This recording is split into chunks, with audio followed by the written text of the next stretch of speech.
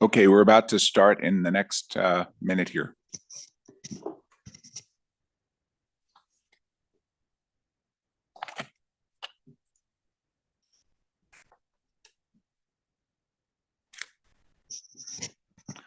Okay, good morning, everybody.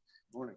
Today is Wednesday, May 6th, and this is the time and place for the regularly scheduled Nevada Gaming Control Board meeting for the month of May 2026.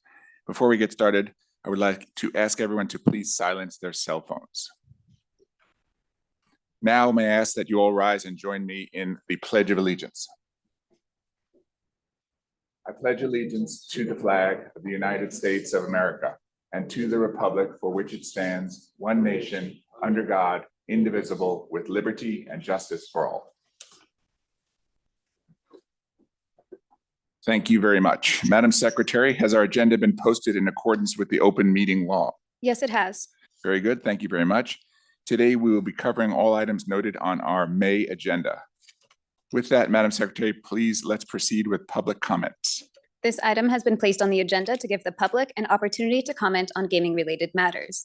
Anyone wishing to address the board may do so at this time. Comments by each person are limited to 3 minutes as a reasonable time, place, and manner restriction. If board members ask questions of the speaker, the time needed to address those questions will not count against the speaker's 3-minute time period. If speakers have any handouts or written copies of verbal comments to provide for the record, please hand them to the enforcement agent in the room. Very good. Thank you very much, Madam Secretary. Pursuant to state open meeting law, matters brought to the board's attention during public comment cannot be acted upon. However, we are happy to hear comments from the public as well as comments from my fellow board members during this public comment section of our agenda. So let's go first to Carson City. If there's anyone in Carson City wishing to make a public comment, please step forward to the podium. Okay, seeing none. Turning to Las Vegas, sir, please state your name for the record. You could hit the little button. Thank you. There we go. Very good. Brian Torres-Suazo for the Culinary Union. Today, we're submitting a 35-page excerpt of a 242-page transcript made of testimony heard by an administrative law judge on December 17th, 2024. The witness, who was a former beverage manager involved in hiring decisions during the pandemic, described how she was directed by senior management to not rehire union supporters at Boulder Station. The union supporters were known as U's, while pro management employees were known as M's, and the remaining whose affiliation weren't known were D's. In the hearing, the beverage manager testified that she was told by the head of HR at Boulder during the summer of 2020 that all rehires had to be vetted before they could be rehired, that if they were U, they could not be rehired. If they were a D, we would discuss. And any M's that got laid off because of their status, like part-time or on-call, that we would request to rehire them. According to the beverage manager, HR directors said that these instructions came from corporate. The same beverage manager also testified that a senior corporate officer reiterated after a meeting with executive leaders that we needed to make sure the U's didn't get back in the company or we'd be going backwards. The beverage manager described how mud lists were used at a hiring fair held at Boulder in June 2021. She testified we were supposed to have the new food director interview all the U's with a courtesy interview. He wasn't there when the buffet was open, so he didn't know any of the people.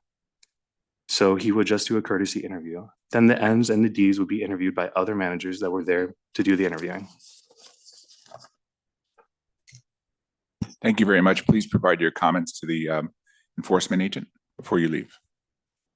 Is there anyone else in Las Vegas wishing to make a comment? Sir, please step forward and state your name for the record. Thank you.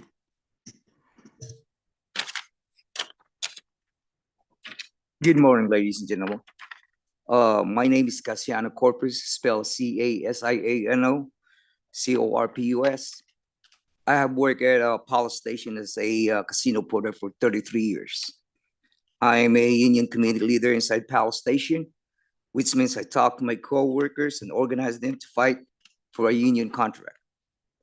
The reason I became a union committee leader was so that I could provide a better life and a future for my family. I want to have a better pay, a pension, and a better insurance. Station Casino does not want to give us what we're asking for. Every day I go to work, I'm afraid because I don't know which day might be my last day.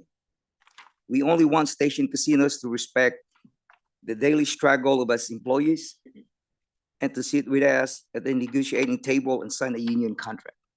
Thank you very much and God bless. Thank you very much, sir. Please provide your comments to the enforcement agent before you leave. Thank you. Is there any other member of the public who would like to make a public comment? Seeing none, I believe Judge Assad would like to make a public comment. Yeah, yes, thank you, Chairman Dreitzer. Excuse me. Last month, we passed a regulation that allows us to have more oversight with regard to money laundering in Nevada casinos, and it will require the compliance officer, the chief compliance officer, to have to come forward and be licensed. And we also put Mr. Boyer in the so-called Nevada Black Book along with Mr. Nix, who was placed in earlier. And all these things were a result because of the old adage that necessity is the mother of invention. So with that being said, I would like to thank Chair Tagliotti and the Nevada Gaming Commission for ratifying last month's regulation that now requires the chief compliance officer to come before us for licensure and a suitability hearing. I've been passionate about this issue and argued strenuously for this regulation for the last 3 years. And I would like to thank you, Chairman Dreitzer, for getting this over the finish line. This is an important tool in our toolbox to allow us to vet the chief compliance officer, which was not done previously, and to hold that person accountable and responsible when compliance plans fail and when the system allows money laundering to take place on their casino floor. The board should also consider other measures to help us stay ahead of the curve when it comes to preventing and or stopping money laundering in Nevada casinos. Back in 2007, we gave up Regulation 6A to the federal government. And to me, that was a very bad idea. Why would you want to give up oversight of financial transactions in Nevada casinos to the federal government? They receive millions and millions of suspicious activity reports every year from banks and other financial institutions, along with the casinos. So our suspicious activity reports that come from Nevada casinos pretty much get lost in the shuffle. We would have been much better off if we had maintained oversight over these suspicious activity reports. We could have identified situations that occurred with Mr. Nix and Mr. Boyer. I would like to incorporate key sections of the old Reg 6A into some new regulations that allow the board to receive information regarding suspicious financial transactions involving whales and large foreign financial transactions in Nevada casinos that are of a suspicious nature. We can better monitor compliance by casinos with regard to Title 31 and BSA. How about instituting a whistleblowing provision? Perhaps a 1% reward if it leads to an apprehension of a money laundering criminal or a scam. 1% of $10 million is $100,000. That would be quite a incentive for someone to come forward. How about stricter enforcement of source of funds scrutiny and actual verification and actual KYC verification, not just checking a box. And if records and more information are requested by the compliance team, and if that information is incomplete or unverified or not substantiated, that patron should be temporarily banned until the compliance team receives accurate and verified, and I stress verified, documents that the source of funds are legitimate and legal. Another idea, how about the standard of review by the Gaming Control Board that has been used in the past? Perhaps now we should go with what the executives and chief compliance officer should have known about that source of fund or about that patron, not what they actually knew. The days of, I did not know about Mr. Boyer, or I did not know about Mr. Nix or their source of funds, those days should be over. You will be held to account for what you should have known using a reasonable person standard. If the key executives fail to exercise proper supervision and oversight over independent reps or casino hosts, they will be found unsuitable to hold a gaming license or a registration, and the company will be found operating in an unsuitable method of operation under Reg 5011. I would also like to thank Chairman of the Nevada Gaming Control Board, former Chairman Kirk Hendrick for allowing me to begin the process of placing Mr. Nix and Mr. Boyer into the so-called Nevada Black Book under 463-151. I want to thank the Enforcement Division and Senior Deputy Attorney General Mike Soms and Deputy Attorney General Nona Lawrence for presenting a compelling case for their inclusion by the Nevada Gaming Commission. This sends a strong message to the federal government that we can regulate and police our own industry without a federal gaming commission looking over our shoulders. It also sends a message to would-be money launderers that they will be prosecuted and punished to the fullest extent of the law, period. And finally, I hope it sends a message to our licensees that no one whale is worth jeopardizing their privileged gaming license. I encourage casino operators and compliance departments to utilize independent third-party companies to conduct testing of their compliance plan, to use analytics, data analytics, AI, and to detect potential AML violations. Compliance departments should be looking out for things like structuring, minimal play of off of a large credit line or front money deposit, and then cashing out. Chip washing, using Smurfs to gamble, abusing markers, cross-party laundering, large front money deposits, especially from foreign jurisdictions, chip sharing, two-party gambling. These are just some of the ways that money launderers will utilize to effectuate their money laundering process. If we are to maintain our gold standard, we need to stay ahead of the curve when it comes to money laundering. Thank you, Chairman. Thank you very much, Judge Assad. That will close our public comment section for today's meeting. Madam Secretary, the next item on our agenda is the approval of the prior month's disposition. Pursuant to NRS 241.035, this item is the consideration of the approval of the Nevada Gaming Control Board disposition for April 2026. Thank you very much. We all have had the opportunity to review the disposition. Therefore, would either of my colleagues care to make a motion at this time? Yes, Chairman Dreitzer, I move to approve the Nevada Gaming Control Board disposition for the month of April 2026. Thank you very much. Madam Secretary. Member Assad? Aye. Member Sandal? Aye. Chairman Dreitzer? Aye. The motion passes. Very good. We'll turn then to our non-restricted agenda item for today. Our first item of business is a consideration of the matter on our non-restricted consent agenda. The board's investigation agents have worked up detailed files on this agenda item, and reports have been submitted to the board members. No areas of interest or concern were uncovered during the investigation, and because I'm not aware of any questions or issues with this item, appearances by the respective applicants were waived for this meeting. And with that, Madam Secretary, please read into the record the item on today's non-restricted consent agenda. Non-restricted number 5 is the application of Sierra Development Company for registration as a holding company. It is also the application of Series Casino LLC doing business as Series Casino for a non-restricted gaming license, slot machines only. Lastly, you have the applications of Sierra Development Company and Jeffrey Siri for licensure as sole member, manager, and/or key employee as noted on the agenda. Very good. Thank you, Madam Secretary. Is there any discussion on these items? None by me, Chairman. No, thank you. Thank you. So therefore, I believe a motion is in order. Yes, thank you, Chairman Dreitzer. I move to recommend approval of non-restricted agenda item number 5 on the non-restricted consent agenda as read into the record by Madam Secretary Rupert pursuant to the following conditions. Number 1, the approvals of Jeffrey Lawrence Siri are limited to expire at midnight of the May 2028 Nevada Gaming Commission meeting on the day the item is heard. Number 2, the surveillance system must be maintained at or above the standard that is approved. Number 3, the location is limited to the operation of slot machines only. And lastly, a key employee application must be on file with the Nevada Gaming Control Board at all times and refiled within 60 days of any change in the person occupying that position. Very good. Thank you very much, Member Sandal. Are there any, so there are no discussions, Madam Secretary? Member Assad? Aye. Member Sandal? Aye. Chairman Dreitzer? Aye, motion passes. Thank you. That brings us then, Madam Secretary, to non-restricted item number 1. Please read it into the record.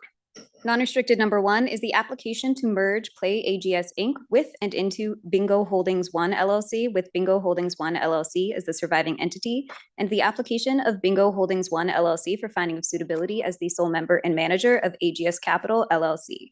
It is also the application to merge AP Gaming Inc. with and into Play AGS Inc. with Play AGS Inc. as the surviving entity. You also have the application to merge AP Gaming Holdings LLC with and into AP Gaming Inc. with AP Gaming Inc. as the surviving entity. It is also the application to merge AP Gaming One LLC with and into AP Gaming Holdings LLC with AP Gaming Holdings LLC as the surviving entity. You also have the application to merge AP Gaming 2 Inc. with and into AP Gaming 1 LLC with AP Gaming 1 LLC as the surviving entity. Lastly, you have the application to merge AP Gaming Acquisition LLC with and into AP Gaming 2 Inc. with AP Gaming 2 Inc. as the surviving entity. Very good. Thank you, Madam Secretary. Ms. Vermes, good morning. Good morning, Chair Dreitzer, Member Assad, Member Sandal, Madam Secretary. Sonia Vermes from the law firm Brownstein Hyatt Farber Schreck. To my right is Kimo Akiona. He is the Chief Financial Officer for AGS. If I could give a brief summary of this application. Prior to the Brightstar merger that closed on June 30th, 2025, Play AGS Inc. was the public parent company of AGS. Play AGS Inc. and the 5 intermediary companies between that company and AGS Capital are legacy entities that were formed when Apollo owned AGS several years ago. Because they serve no purpose and maintaining them creates administrative and regulatory costs, the company would like to proceed with a series of upstream mergers, as Madam Secretary explained, to merge these entities out of the ownership structure. NRS 463-510 and 463-5733 require that prior to a disposition of an interest in a corporation or a limited liability company that is a holding company of a Nevada licensee, it must receive the prior approval of the commission. The company is requesting your recommendation to approve these mergers.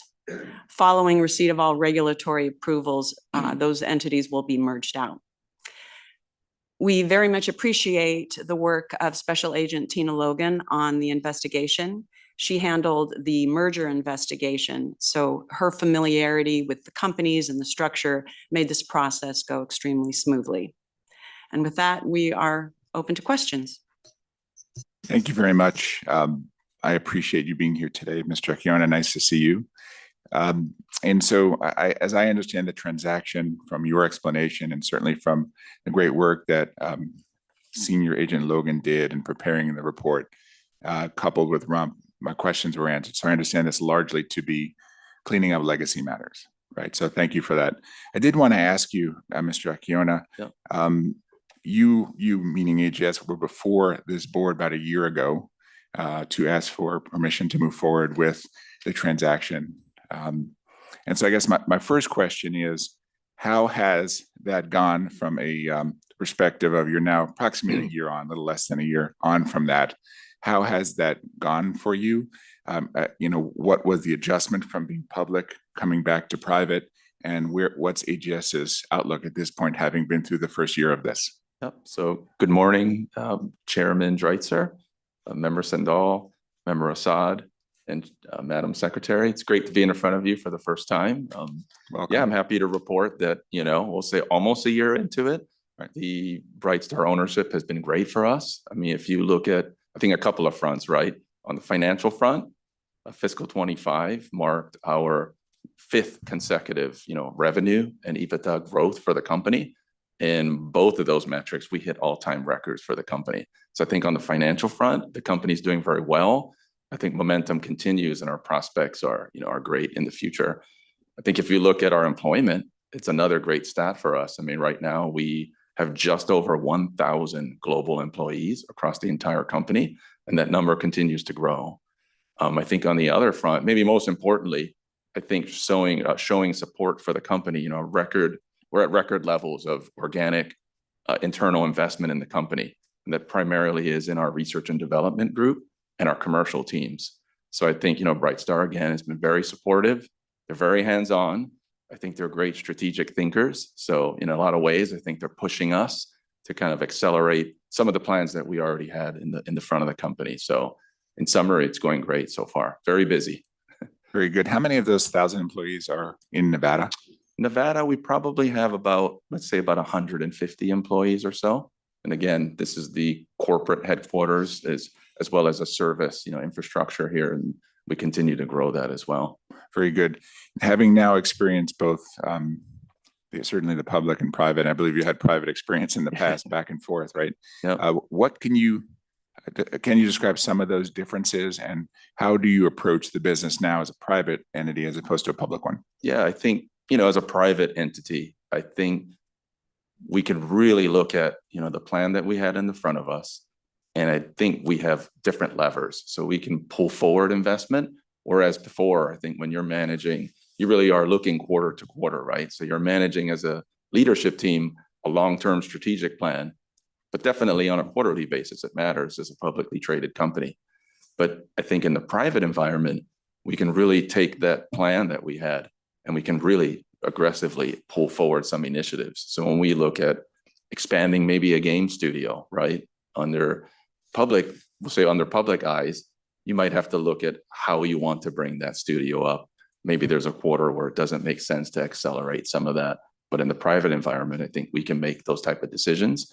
And I think you always, have your eye greater on the longer term vision of the company.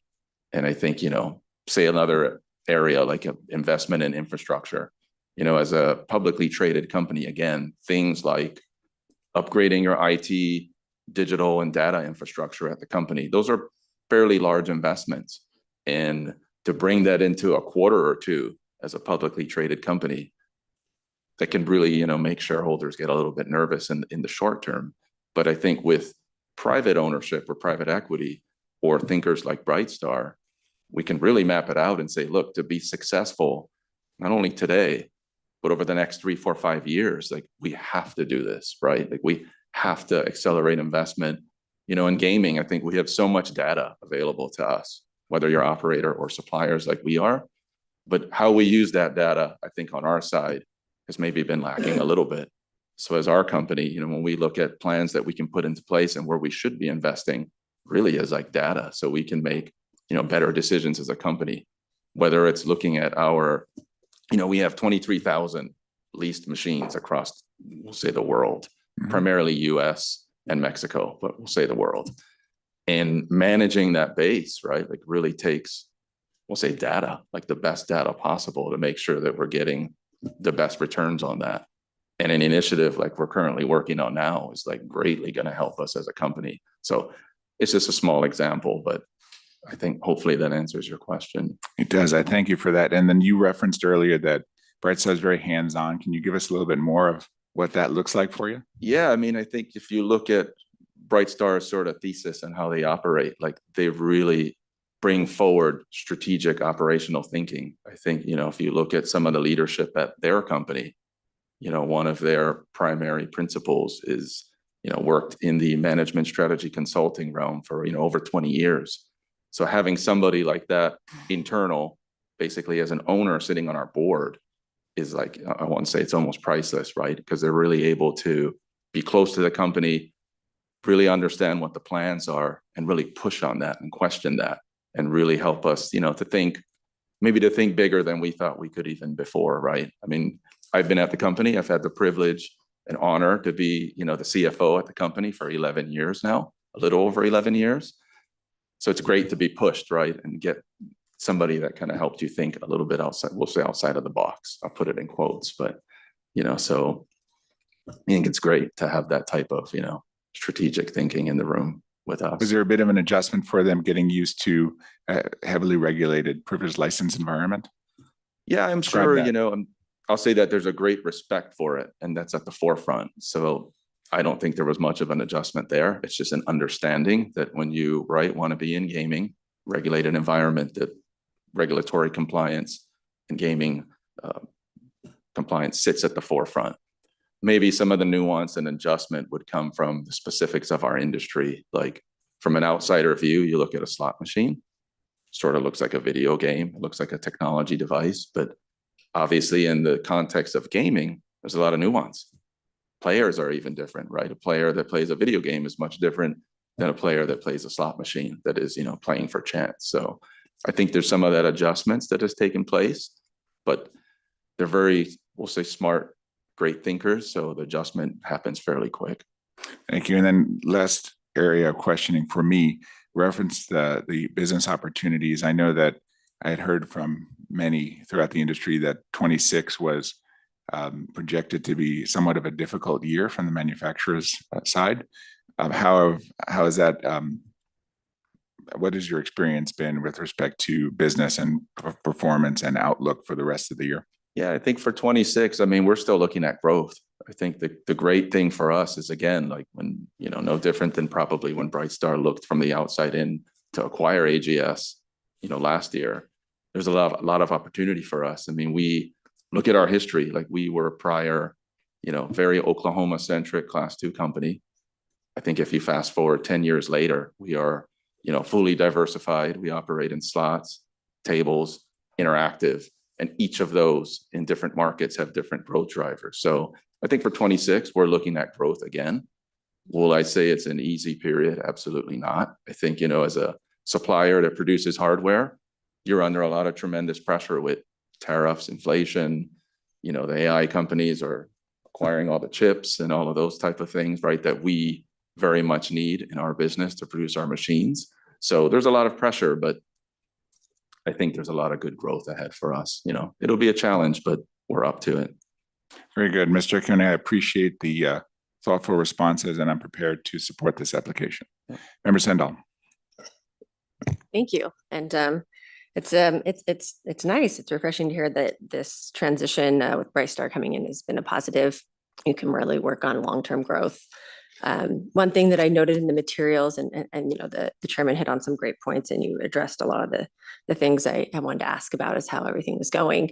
But I understand the interactive division of AGS is looking to kind of enhance or maybe strategically expand its Latin American market. Can you speak a little bit to that? And I noted our materials noted there was 2 new appointments. I think it's Miss Irina Molina and Mr. Marcus Fortunato. Maybe hit on that a little bit. Yeah, I mean, for interactive, I think in Latin America, probably a little premature to talk about some of the plans. I mean, I think the greater opportunity for our interactive division exists in the US.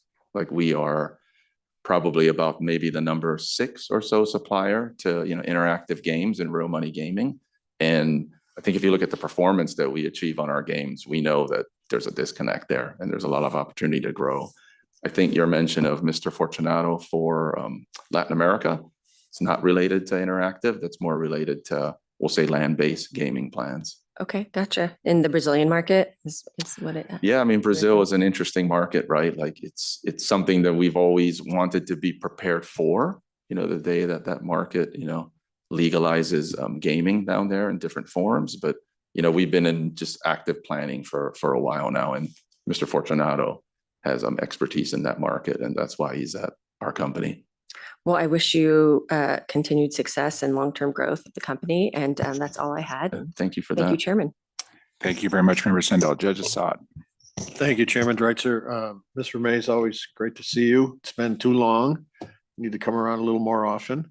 Mr. Iacona, it's good to meet you. Nice to meet you. Our folks did a great job. Tina Logan, Special Agent Tina with Supervisor Abba, and DC Sean Crowley did a very good job preparing us with the file. So yeah. I don't have a lot of questions. Basically, it's pretty straightforward, just a merger cleanup kind of a thing. And but you did mention all the data that you have to compile and analyze and so forth. Are you using AI? And if so, which company, and how are you using artificial intelligence to help manage that process? It's a great question. I mean, AI is, you can't wake up one day without reading something about AI, and in everything on your phone or wherever you read, right? AI is all over the headlines. I'll say it's something that, as of today, I think we're using AI probably at a very elementary level. I think it sits more at the individual and productivity level. But I think plans that we're working on now is really to how do we take that technology and sort of create a platform or something that really unifies the company, across the board to be able to aggregate this data better. But as of today, again, we're using it, whether it's using ChatGPT or Claude for different certain productivity level type work, but nothing enterprise yet. But we definitely are, heavily investing and planning for AI across the organization. Do you prefer one company over the other? Or what I do is I'll use Perplexity, ChatGPT, the Microsoft one, Copilot. Yep. And I'll go to all 3 or 4 because sometimes in case one is making a mistake in some area, Yep. then the others would probably be able to pick it up. So, but those are the ones I like. I was just curious as to Yeah, I mean, which ones you like to utilize. I think you name the common ones, I think, that I use personally as well. And I think the company, is using pretty actively.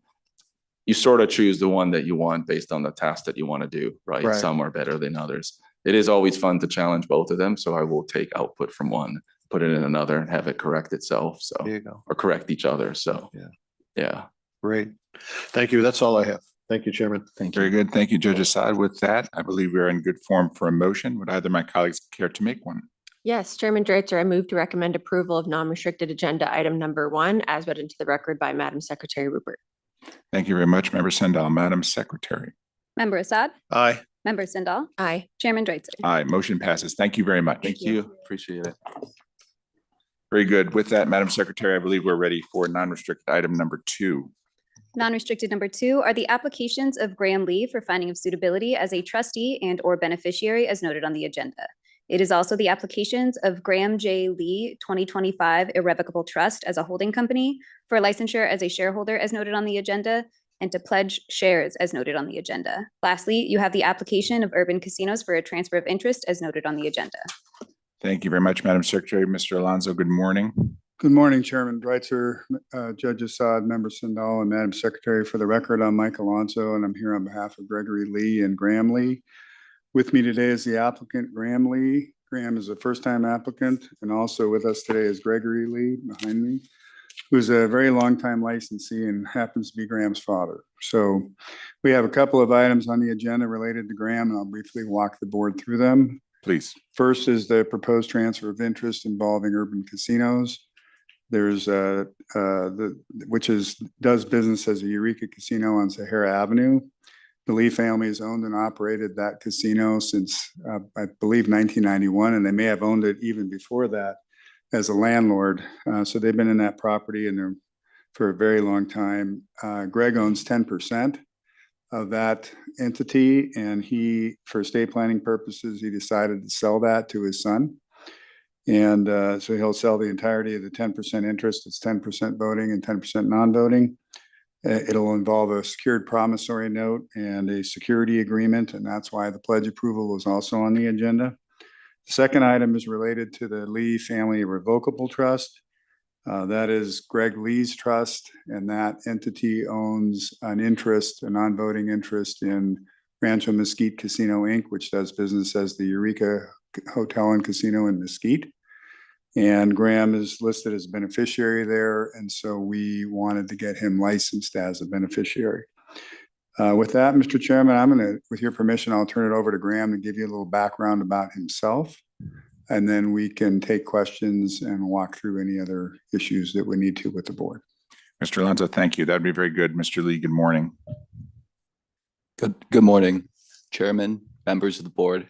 Thank you for this opportunity to sit before you. My name is Graham Lee, son of Greg Lee and grandson of Ted and Doris Lee.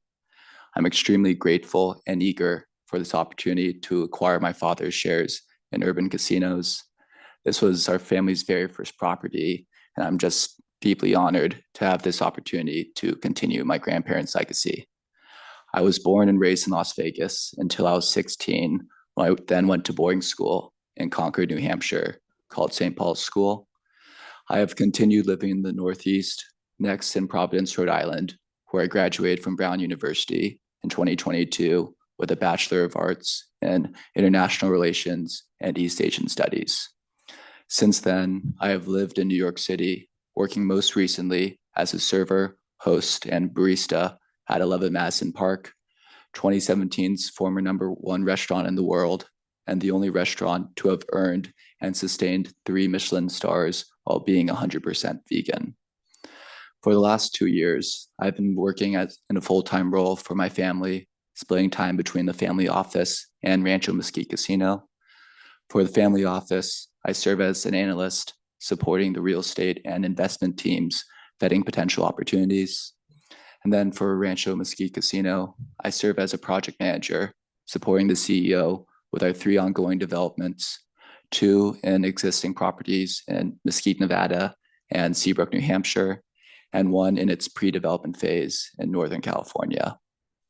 For me, acquiring shares in urban casinos is a full circle moment.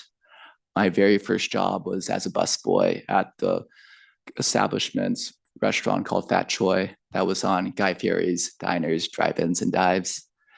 Working there really solidified my love for hospitality through the daily interactions with the team, but also, of course, with our regulars. In summary, I hope to deepen my ties with a piece of my family history and am eager to work hard to ensure that my family's legacy in gaming retains the vital importance of providing economic opportunities, but also a place for social gathering for our local and surrounding communities. Thank you for your time. Thank you, sir. Mr. Alonso?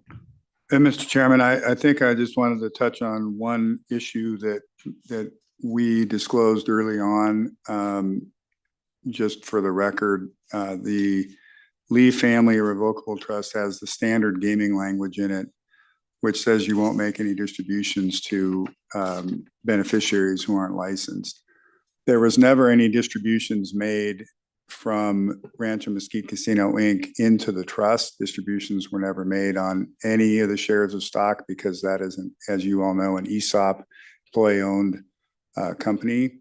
But because the application calls for listing of all trusts that you're associated with or beneficiary of and whether you've received distributions, we thought it was, with the abundance of caution, a good idea to disclose that when we submitted the applications. And so that came up in the investigation, and we were able to show that there was never any gaming related distributions made. So I just wanted to clarify that for the record. Thank you very much, Mr. Alonso. Yes, that was made clear in today, of course, and then the materials provided, and in RUMP we had that discussion, and I'm satisfied that that was handled appropriately. So thank you for that explanation. And with that, we'd just like to open it up to any questions the board members may have. Very good. Thank you very much. Well, Mr. Lee, welcome. Thank you. This is your first time being licensed? Yeah. What's your perspective on the privileged licensing process? Definitely very thorough, but makes a lot of sense. Yeah, I'm just grateful to my investigator and also Mike Alonso for kind of walking me through this process. So you indicate that more and more you're getting involved in the family business. Yes. You want to talk a little bit about what your thoughts are for a career? It sounds like there's a piece of it that's gaming and a piece of it that's more real estate or other investments. What's your split on time, and how do you see that progressing at this stage in your career? Yeah. So currently my split of time is about 40% for the family office and 60% at the casino. That's really kind of due to, daily needs.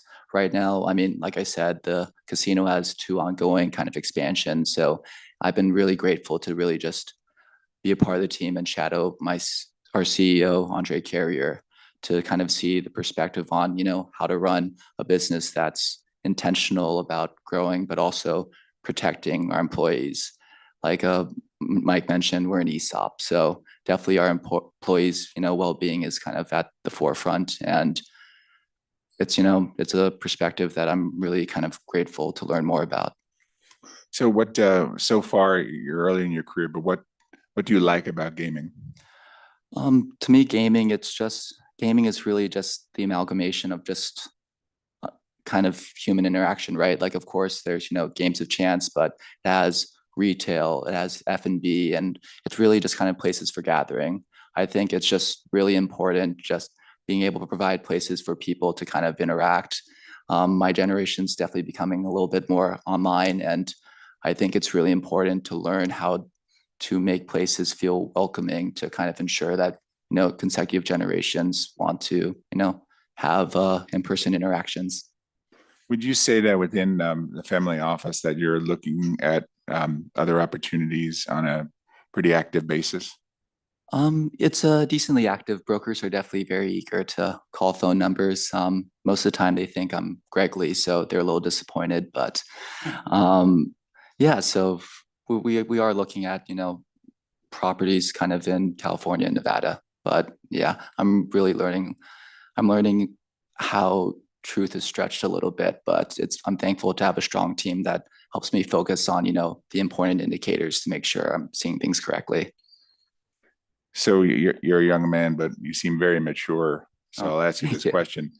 Can you give your perspective on how it is to work in a family company? Because the dynamics are not ever going to be just business.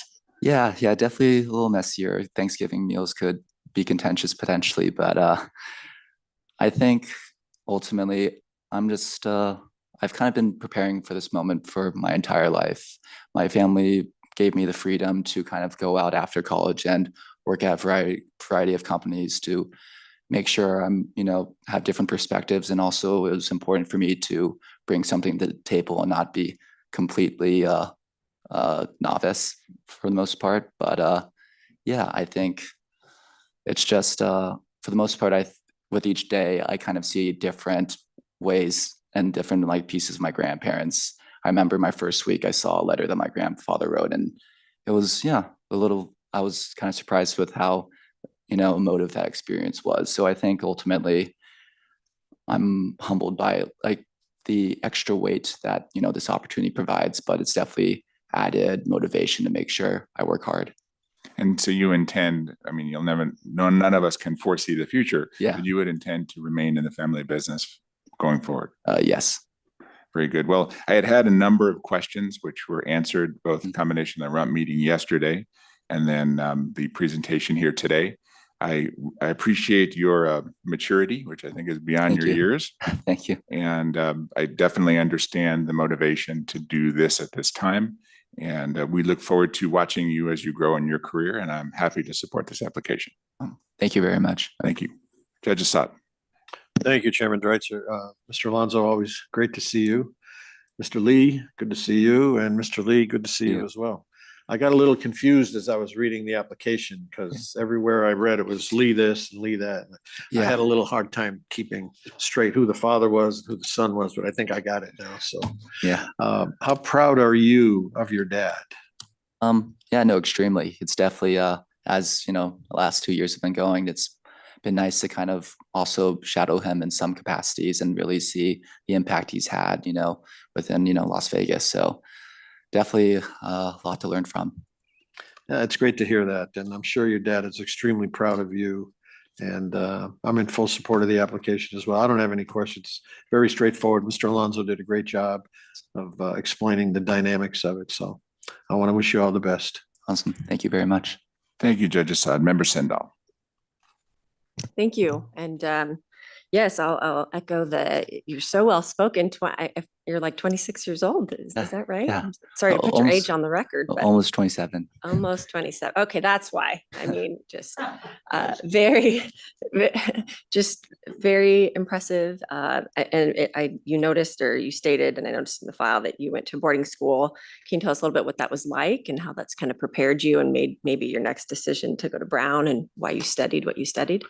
Yeah, no, it was definitely a pretty formative experience, I think, right? First time living away from parents, you kind of learn, the hard way, staying up late at night might really impact school the next day, or, hey, laundry is kind of getting out of hand, might need underwear and socks. So I think beyond those, kind of general life maintenance skills, it also kind of got me a little bit out of my comfort zone. I was, I was the only kid from Nevada at that school.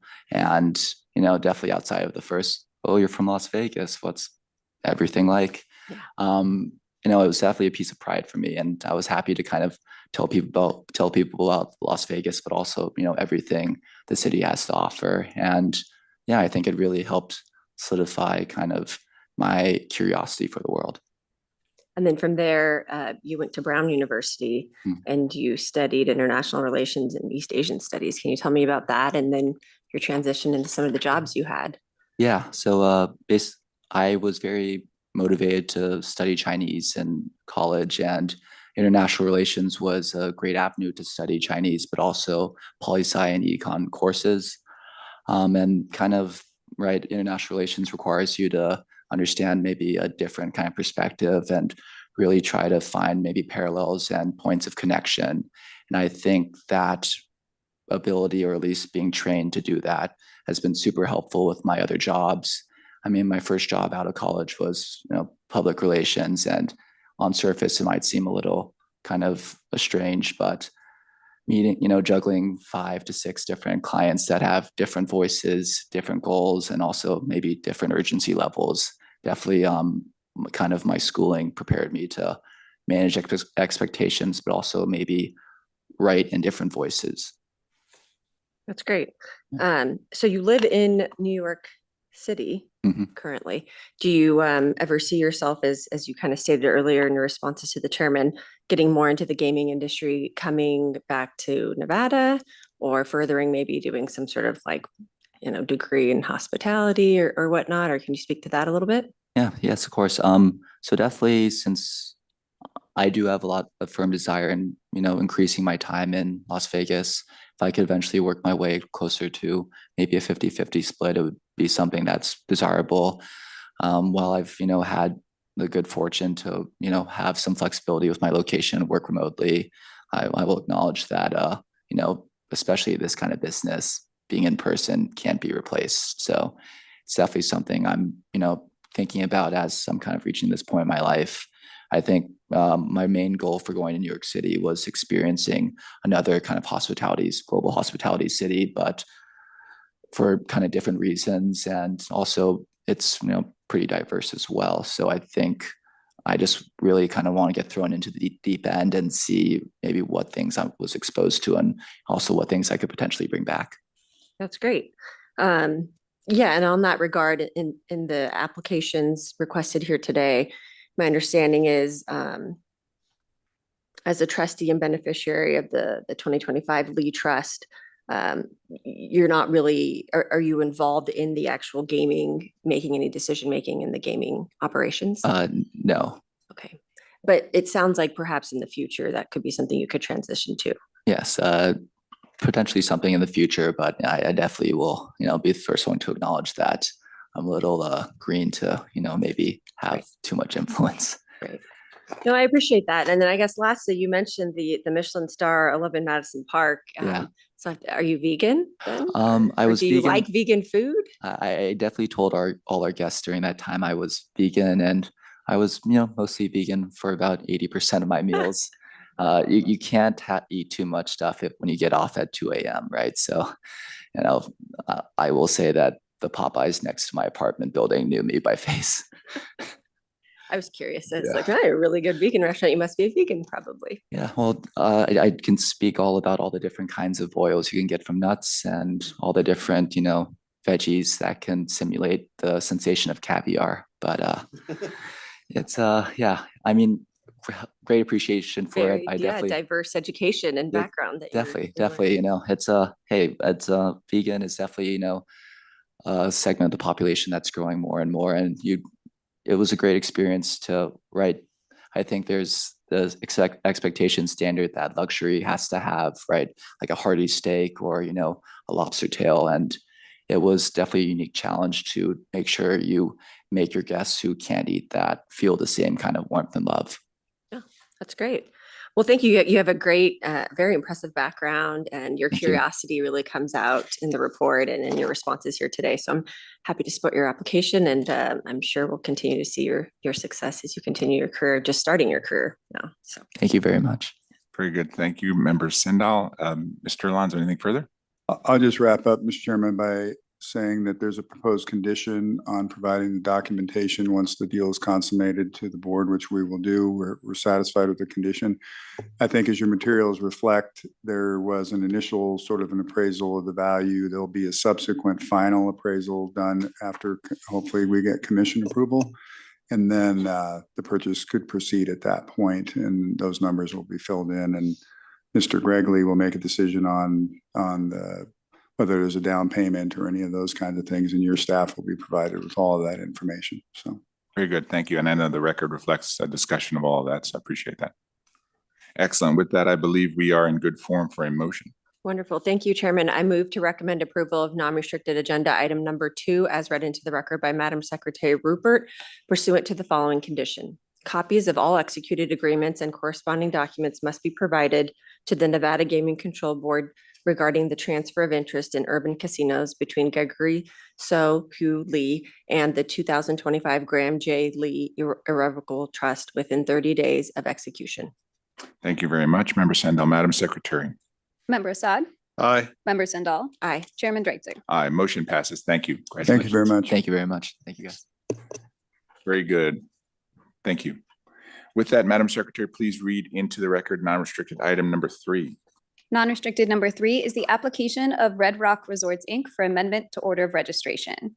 It is also the applications of F&J Fertitta Family Business Trust, L&T Fertitta Family Business Trust, FFIII RRR LLC, Frank Fertitta III, FFIII RRR1 LLC, FFIII RRR2 LLC, LJF RRR LLC, Lorenzo Fertitta, LJF RRR1 LLC, LJF RRR2 LLC, and Fertitta Investment LLC for finding of suitability as a member, sole member, and/or sole manager as noted on the agenda. You also have the applications of FFIII RRR LLC, FFIII RR1 LLC, LJF RRR LLC, LJF RRR1 LLC, and LJF RRR2 LLC for registration as an intermediary company as noted on the agenda.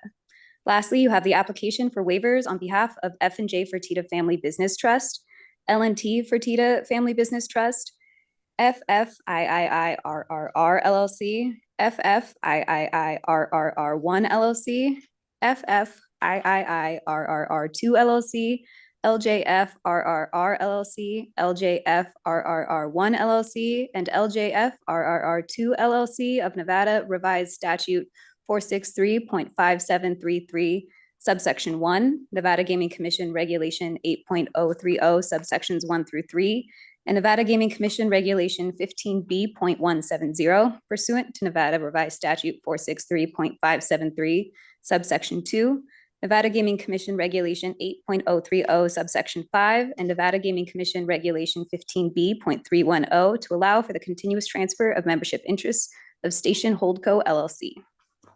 Well done, Madam Secretary. Thank you. Good morning, Mr. Rubenstein. Good morning. MHR on behalf of RRB. No, Mark Rubenstein of Reed Rubenstein and Bogatz on behalf of the applicants. Appearing with me today is Stephen Cootie, Executive Vice President, Chief Financial Officer, and Treasurer of Red Rock Resorts. Also here in the audience today is Michelle Flater, Senior Director of Regulatory Compliance for Station Casinos. We'd like to thank you for waiving the appearance today of Jeffrey Welch, the company's Chief Legal Officer, who's out of the country on a long ago planned and well-deserved trip with his family. Mr. Chairman, although this set of applications before you today take up a lot of real estate in your agenda, there really isn't much substance to the transactions that they anticipate. Rather, this plethora of applications and registrations amount to little more than a shuffling of membership interests between and among new and existing holding and intermediary companies in order to better distribute those interests between the families that remain the principal beneficial owners of the parent company. The primary reason for these transactions is quite simply estate planning, as the family anticipates the involvement of future generations. We appreciate the work that was done to sort these transactions and to understand them by your staff in the Corporate Securities section of the Investigations Division. And in particular, want to acknowledge the work of Agent Patrick Brown, Supervisor Jake Abba, and Deputy Chief Sean Crowley.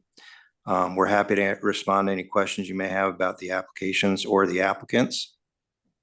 We've reviewed draft number 2 of the 16th revised order of registration dated April 23rd, 2026, and find it completely acceptable.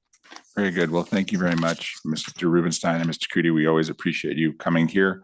I appreciate you making the record to indicate what's happening here between this and RUM. Many of the questions were answered, but it's always a good opportunity, I think, to have, especially Mr. Cootie, come and perhaps give a brief business update I know you recently had some good announcements, so perhaps maybe you could speak to how the business is going in all segments, and then we'll go from there. Sure. Well, good morning, Chairman Dreisler, Member Sandell, Member Assad, and Madam Secretary, and I apologize for putting you through all that. I think Q1, as we just reported, was a fantastic quarter for the company. I'm not sure it was that well received by Wall Street, but sometimes we'll never meet their expectations. I think revenue for the quarter was $507 million, up about 2%. That represents the 10th best consecutive quarter that Red Rock Resorts has had. So that's a phenomenal achievement. On the EBITDA side, we finished at $212.5 million, down about 1%. That was probably the street's disappointment. When put in perspective, that is the second best Q1 on record in 50 years of the company. So pretty spectacular achievement. Sometimes records can't be beat. I think some of the miss was all related to, and I'll get into that in a minute, the construction projects that we've announced at Green Valley Ranch, and particularly the delays in the hotel project, which caused a bit more disruption than I think we anticipated. And as well as there's some elevated utility costs that we expect to probably continue through 2025, 2026. From a consumer perspective, I think the locals market, despite what everyone hears, and you see higher gas prices, continues to be strong and resilient. And when I talk about that, that's across our database, everyone from the VIP down to the local, and in particular, the regional and national businesses, which we're continuing to see strength, and people continue to come to our resorts, both from a regional and national business. And regional I define as anyone that touches the state, national pretty much anywhere else but those states. That I'm happy to say that trend is continuing in April, as I announced on the call. So we love what we're seeing, in the business, and we're investing in the business. I think as we've articulated in the past, we love Nevada. We're a local Nevada company run by two entrepreneurs that have been with the company for 50 years. We spent about $117 million on various projects in this quarter. We expect to inject $375 to $425 million into Las Vegas, this economy, over the next 9 months, over the next year. Predominantly, that's going to touch every single one of our properties, including some of the taverns. The majority is focused on 3 primary projects. The Sunset Station, which was previously announced. We're finally coming to the conclusion of our $53 million renovation of the casino podium, which really culminates in the Gaudi Bar, which is kind of the center of the heart of the Sunset Station Casino, which will open in the next 10 days. So we're looking forward to that kind of project being complete. But then just given the fact we're always on the move, we immediately announced an $87 million next phase with Sunset, which will continue on the podium. And what that really does is we're going to be taking the temporary bingo space, which is in the buffet space, move it to a permanent location, and then fill that buffet space, with a steakhouse as well as high-end tables and slots, which has been a great strategy for us that we've put in place at Green Valley, Red Rock, as well as Santa Fe, and then now Durango. And we've been very successful, and the customers love the product there. So we're looking forward to starting that project most likely this quarter, and that will extend into 2027. Then I kind of moved to Green Valley. Maybe that's my problem child. I think, we were expected to complete the east and west towers of that project, as well as the convention center by December. We've completed the west tower. The consumer feedback has been positive. The economic and financial feedback early days has been very positive, particularly on the ADR side. The convention areas just came online in February. It's the east tower that's kind of dragging along, mainly our 34 suites. And that's due to mainly some unforeseen conditions, as well as some procurement issues that we've been having. We expect to get those suites online, and that will bring the rest of the typical rooms online in late September. So that's the delay that's caused a little bit of the margin degradation that we saw in the first quarter. At the end of the day, it's the right investment to make for the property and the right investment to make for our customers. So we're incredibly excited to bring those assets online. And then we're going to follow up with that with another $56 million next phase of Green Valley, which will then move down the tower and go across the podium to refresh the casino, which is in much need of refreshment. Then on to kind of moving west is Durango. We've been incredibly successful with that the project. It's launched December 23. I think the customers have received it well. It's outperformed all expectations. In December 15, we implemented the next phase of Durango, which was our 2,000 square foot covered garage, 2,000 space covered garage, as well as our high limit slot room. That high limit slot room is really doing incredibly well. And so now we move on to, let's call it the third phase of our Durango, which I call Durango North. That's a $385 million investment. We broke ground January 5th. That's going to add about 275,000 square feet of casino space, about 400 new additional slots, ancillary gaming, and then all the amenities that you're accustomed to see when you see a Red Rock Resort. We're going to bring in bowling, a family entertainment center. We're going to bring in movies, as well as several restaurants and other entertainment venues that we'll announce. And then we're bringing in Moonshine Flats, which is their first time, country western theme bar, first time in Vegas. They're from Nashville and San Diego, so we're looking forward to partnering with them. That project is expected to be online in the summer of 2027. And then outside of Las Vegas, we're continuing with North Fork, which is right outside of Fresno. That's a $750 million casino investment. It's pretty much Durango without the hotel. We're incredibly excited for that. That project is on time with an expected open sometime in early the Q4. And then from an HR perspective, it is a big year for us. If you guys know, we're turning 50 this summer. And so we're pretty proud of that achievement. And Red Rock Resorts, our flagship property, is turning 20 or just turned 20. So expect a lot more exciting things to come, both from a human resource perspective and a consumer perspective. But I'll pause. I spoke a little bit longer than I thought. If you have any more additional questions. I appreciate that update, and it's very comprehensive. Can you talk a little bit, Mr. Coody, about the expansion with the 76 taverns? It looks like that's an area of focus as well. It is our focus. Right now, we have 8 we have 8 properties, and we just opened our 4th on Tropicana.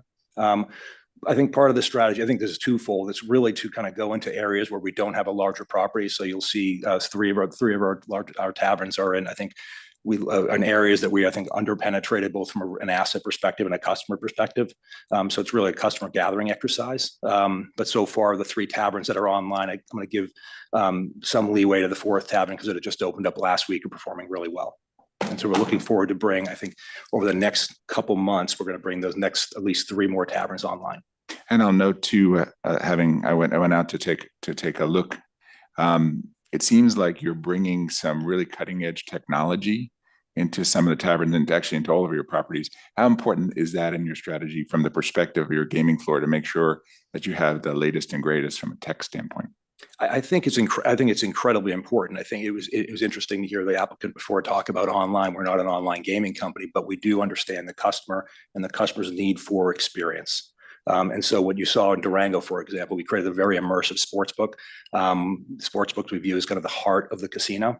We then extended that sportsbook over to Sunset, that kind of version, and you can expect further redos as we go around the properties from a sportsbook perspective. From a tavern perspective, to me, it is a sportsbook. Most of those customers are young, they're male, they go there as their first or second stop to go watch sports. So it is incredibly important for us to have the latest and greatest technology because as we all know, as soon as we put the technology in place, it's already out of date. So it's very important to keep that fresh. I appreciate that perspective. And again, I understand the application. It seemed complicated, but really isn't. You're just doing a corporate cleanup, if you will. So I appreciate the update as always. Thank you. And I'm in full support. Judge Assad. Thank you, Chairman Dreitzer. Mr. Stein, always great to see you. It's been a while. Mr. Coody, great to see you as well. Thank you for that presentation. It was very thorough and very knowledgeable for me. Company's doing great. That's great to hear. I love what you've done at the Palace Station. I remember when I started there as a crap dealer, 1987, 88. No, I'm sorry, 77 and 78. It was transition from the Bingo Palace over to Palace Station. It's come a long way. That's still the hub for the sports distribution for the sports books. Is that the sports book is the hub is moved to the Red Rock. Red Rock is now the hub for that. Okay, very good. And what gets lost sometimes, I'm glad to hear the company's doing great financially and so forth. Mm-hmm. But what gets overlooked sometimes is the number of employees overall. How many employees does Red Rock Stations properties employ in Nevada? It's a bit over 9,000. 9,000. That's a lot of kids that you guys have put through college. Yes. A lot of families you're feeding. Mm-hmm. A lot of good things that are produced as a result of capitalism. So just wanted to get that out there on the record. This is pretty straightforward, just to basically secure some loans from Citi and Goldman Sachs and kind of a cleanup, as the chairman indicated. So I'm in full support of the application, and I wish you well. Thank you. Thank you, Judge Assad. Thank you very much, Judge Assad. Member Sendall. Thank you, Mr. Rubenstein and Mr. Cootie, for your passion really comes through and it gets you excited when you talk about all the developments and improvements you're making in your properties. And I think that's great and it's fantastic. I don't know if I mentioned when I used to live in Las Vegas, and I still do own a property. It's right in between the Sunset Station and Green Valley Ranch when I went to law school here. So I used to frequent those properties and use different, there's movie theaters, restaurants, and both of the facilities are some of my favorite memories and spots of living here. And I just think that's incredible and great for that community and area that Red Rock is investing so heavily there. And also that the Durango is doing so well, and having had an opportunity to visit that property a few times. And the success that you're having with the Norfolk property and the taverns. So everything seems to be going very well. And as you stated, one of the best first quarters ever in 50 years or close to it. Very happy to see everything's moving in the right direction, and you're supporting and doing such a success in more of the, outside of the strip areas throughout, Southern Nevada. Happy to support your application. I know this was a lot of work and this got moved through quickly by our agents, and just want to give another particular shout out to Agent Brown. He did an incredible job in bringing this forward and simplifying and going through step by step all the various entities and trusts and step-by-step measures of making that happen. I know it seems straightforward, but it's still complicated to go through and walk through that process. So I appreciate that, Mr. Rubenstein, and your ability to work with Mr. Brown to get that done in a quick manner. So I wish you all success and happy to support the application, Chairman. Very good. Thank you, Member Sendall. And yes, to echo those comments, it was done, I don't know if it was record time, but it was pretty close. So we're always happy to support when we can. And so just appreciate that comment and wanted to support that as well. Great. Very good. Anything further, Mr. Rubenstein? No, not at all. Thanks. Very good with that. Again, Agent Brown, really, he did go above and beyond in this one, and can't be any more grateful than we are. Appreciate that very much. With that, I believe we are in good form for a motion. Thank you, Chairman. I move to recommend approval of non-restricted agenda item number 3 as read into the record by Madam Secretary Rupert pursuant to the 16th revised order of registration, draft number 2, dated April 23rd, 2026. Thank you very much, Member Sendall. Madam Secretary. Member Assad? Aye. Member Sendall? Aye. Chairman Dreitzer? Aye. The motion passes. Thank you very much. Thank you. Thank you. Okay, very well then. Madam Secretary, we are ready for non-restricted item number 4. Non-restricted number 4 are the applications of Thomas Gingoli for licensure as an officer and/or director as noted on the agenda. Very good. Good morning, Mr. Light. Good morning, Mr. Gingoli.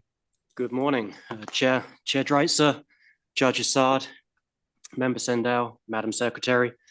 For the record, my name is Glenn Light with the law firm Womble Bond Dickinson.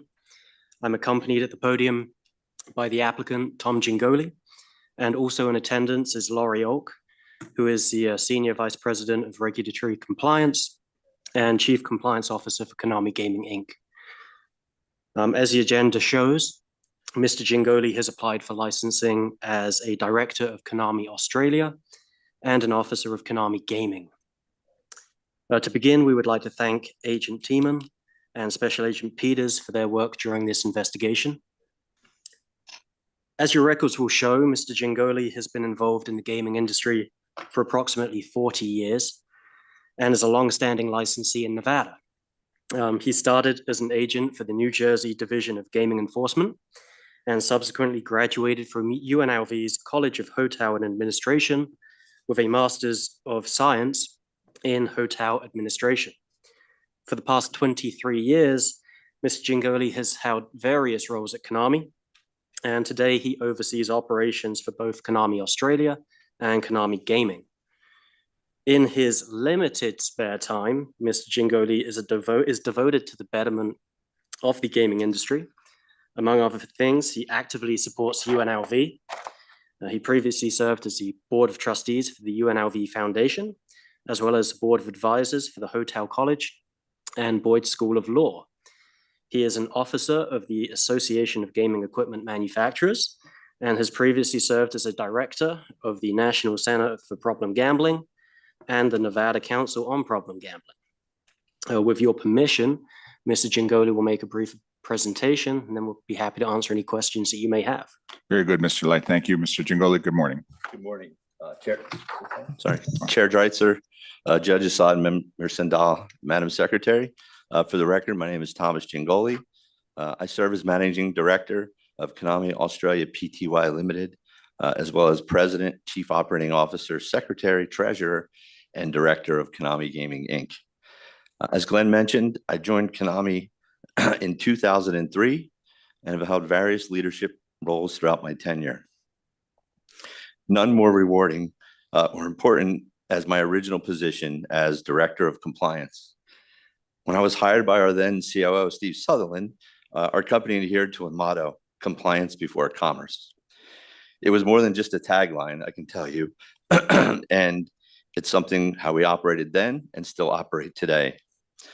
When I first started, we had around 15 gaming licenses, and I was hired to expand our license portfolio. Today, the company holds more than 400 gaming licenses worldwide. We employ over 500 team members at our 500,000 square foot manufacturing and administrative facility here in Las Vegas. Konami Gaming, Inc. has been licensed in Nevada since 2000 as a manufacturer distributor and also holds a slot route operator's license. While compliance is still very near and dear to me, I've turned the department over to someone who's certainly more capable of running that department than myself, Lori Olk, which, as I've heard earlier, she's probably going to be appearing before you in the very near future. So I'm going to look forward to sitting in the stands when she has to do that myself. As president, I oversee the company's overall operation and focus on driving growth and profitability while ensuring alignment with the board's strategic objectives for each fiscal year. Currently, 12 departments and 13 direct reports fall under my leadership. With respect to Konami Australia Pty Limited, my responsibilities are similar in scope. As managing director, I provide strategic leadership, establish long-term objectives, and implement policies to achieve our annual and financial operational goals. The executive and compliance functions at Konami Australia report directly to me. Konami Australia is licensed in Nevada as a manufacturer and distributor and holds approximately 15 licenses across North America, Australia, New Zealand, Asia, and South Africa. The company employs approximately 110 team members in our facility in Sydney, Australia. My daily responsibilities are generally structured around three primary areas. Early mornings are dedicated to reviewing emails that I've received the previous evening from Konami Australia Pty Limited, or our parent company, Konami Holdings Corporation, a publicly traded entity in Japan. The majority of my day is focused on Konami Gaming, Inc. activities, with the latter portion devoted towards team meetings with Konami Australia Pty Limited, or our parent company. I typically work approximately 70 hours per week, allocating roughly 50 hours to Konami Gaming, Inc. and 10 hours to Konami Australia, and another 10 hours to our parent company, based on my travel schedule. Our gaming and systems division has grown from a startup company in Sydney, Australia, excuse me, in 1997 with 5 employees to now over 1,100 employees and 7 branch offices worldwide. I report directly to Steven Sutherland, Chief Executive Officer and Director of Konami Gaming, Inc., who I know this board is very familiar with. And Mr. Sutherland also serves as a corporate office for Konami Group Corporation in Japan. I would also like to express my gratitude towards Chief Rippey, Deputy Chief Allen, Special Agent Peters, and Agent Timmon and the staff of the Gaming Control Board for their professionalism during this dependency of my investigation. With that, have you please answer any questions you may have. Thank you. Thank you very much, Mr. Gingoli. Judge Assad. Thank you, Chairman Dreitzer. Mr. Light, always great to see you, and Mr. Gingoli, good to see you as well. You've had a stellar career. You have a stellar resume, excellent background.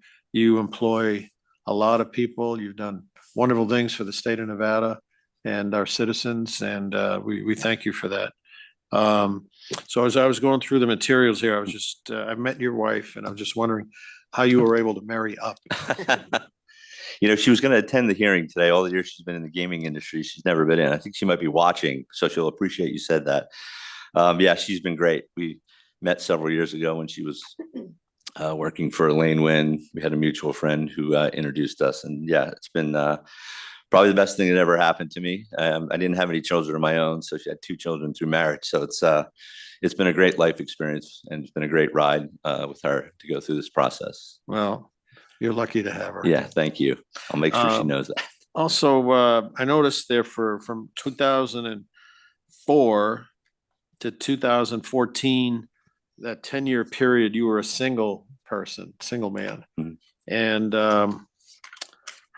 is that how you got the nickname Tommy Jingo? When you were like, is that like Johnny Vegas? No, the nickname Jingo was instilled in me back when I was in high school. It kind of just stuck to me. Oh. The only person that ever called me Tommy other than you, Yeah. Your Honor, is my mother. So you can get away with that, I guess. But Says that right here in the That is application. correct. And then, so you were born in Jersey, right? Yep, Trenton, New Jersey. Yeah. And so are you a Yankee fan or a Mets fan? Neither. I'm a Phillies fan. Phillies fan. And a Las Vegas A's fan now that they're moving here. So Okay. All right. Very good. Very good. You're saying all the right things. Very good. How about the Red Sox? Any affinity for the Red no, Sox? no affinity for the No? Red Sox. Can't get you there, Okay, huh? All right. I've done my homework on that one. No, I'm happy to support this application. I was just having a little fun with you. Oh, thank you. So great job by our staff and Mr. Light, and excellent presentation. And again, I want to thank you on behalf of all the citizens here in Nevada for what Konami does for the community and all the altruistic and charitable endeavors that you and the company participate in as well. So Appreciate that. Thank in you full very much. support of the application. Thank you, Chair. Very good. Thank you. A few questions for you. Again, Sure. I appreciate the presentation. And I guess where I'll start is it's rather uncommon, certainly in the gaming industry and the manufacturing side, for someone to be at a job for over 20 years, 23 years. To what do you attribute your longevity? I've been institutionalized, I guess, right, to a point. I have to thank the gratitude of the team members that, I've worked for all those years, and a parent company that's put so much support, in me and our business. And, over the years, like anybody else, I've probably had, some opportunities to do different things, but I remember my father telling me the grass is always greener, and so I've just always enjoyed working at Konami. It's something that, we do things organically, and that's kind of the way we do things. Other than the one acquisition we made in 2002 when we acquired Paradigm for the casino management system, all of our growth and success that we've had has been done organically. And so there's two sides of that coin. Obviously, there's the positive side, of building the business from the ground up. Others will say, well, you should invest, you can, grow faster and do things differently. But that's just not the way we do things at Konami.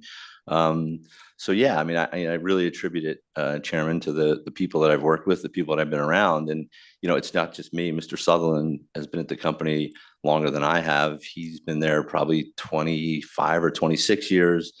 The CEO of our company, our founder of our company, is still there, Mr. Kazuki, who founded the company in 1969.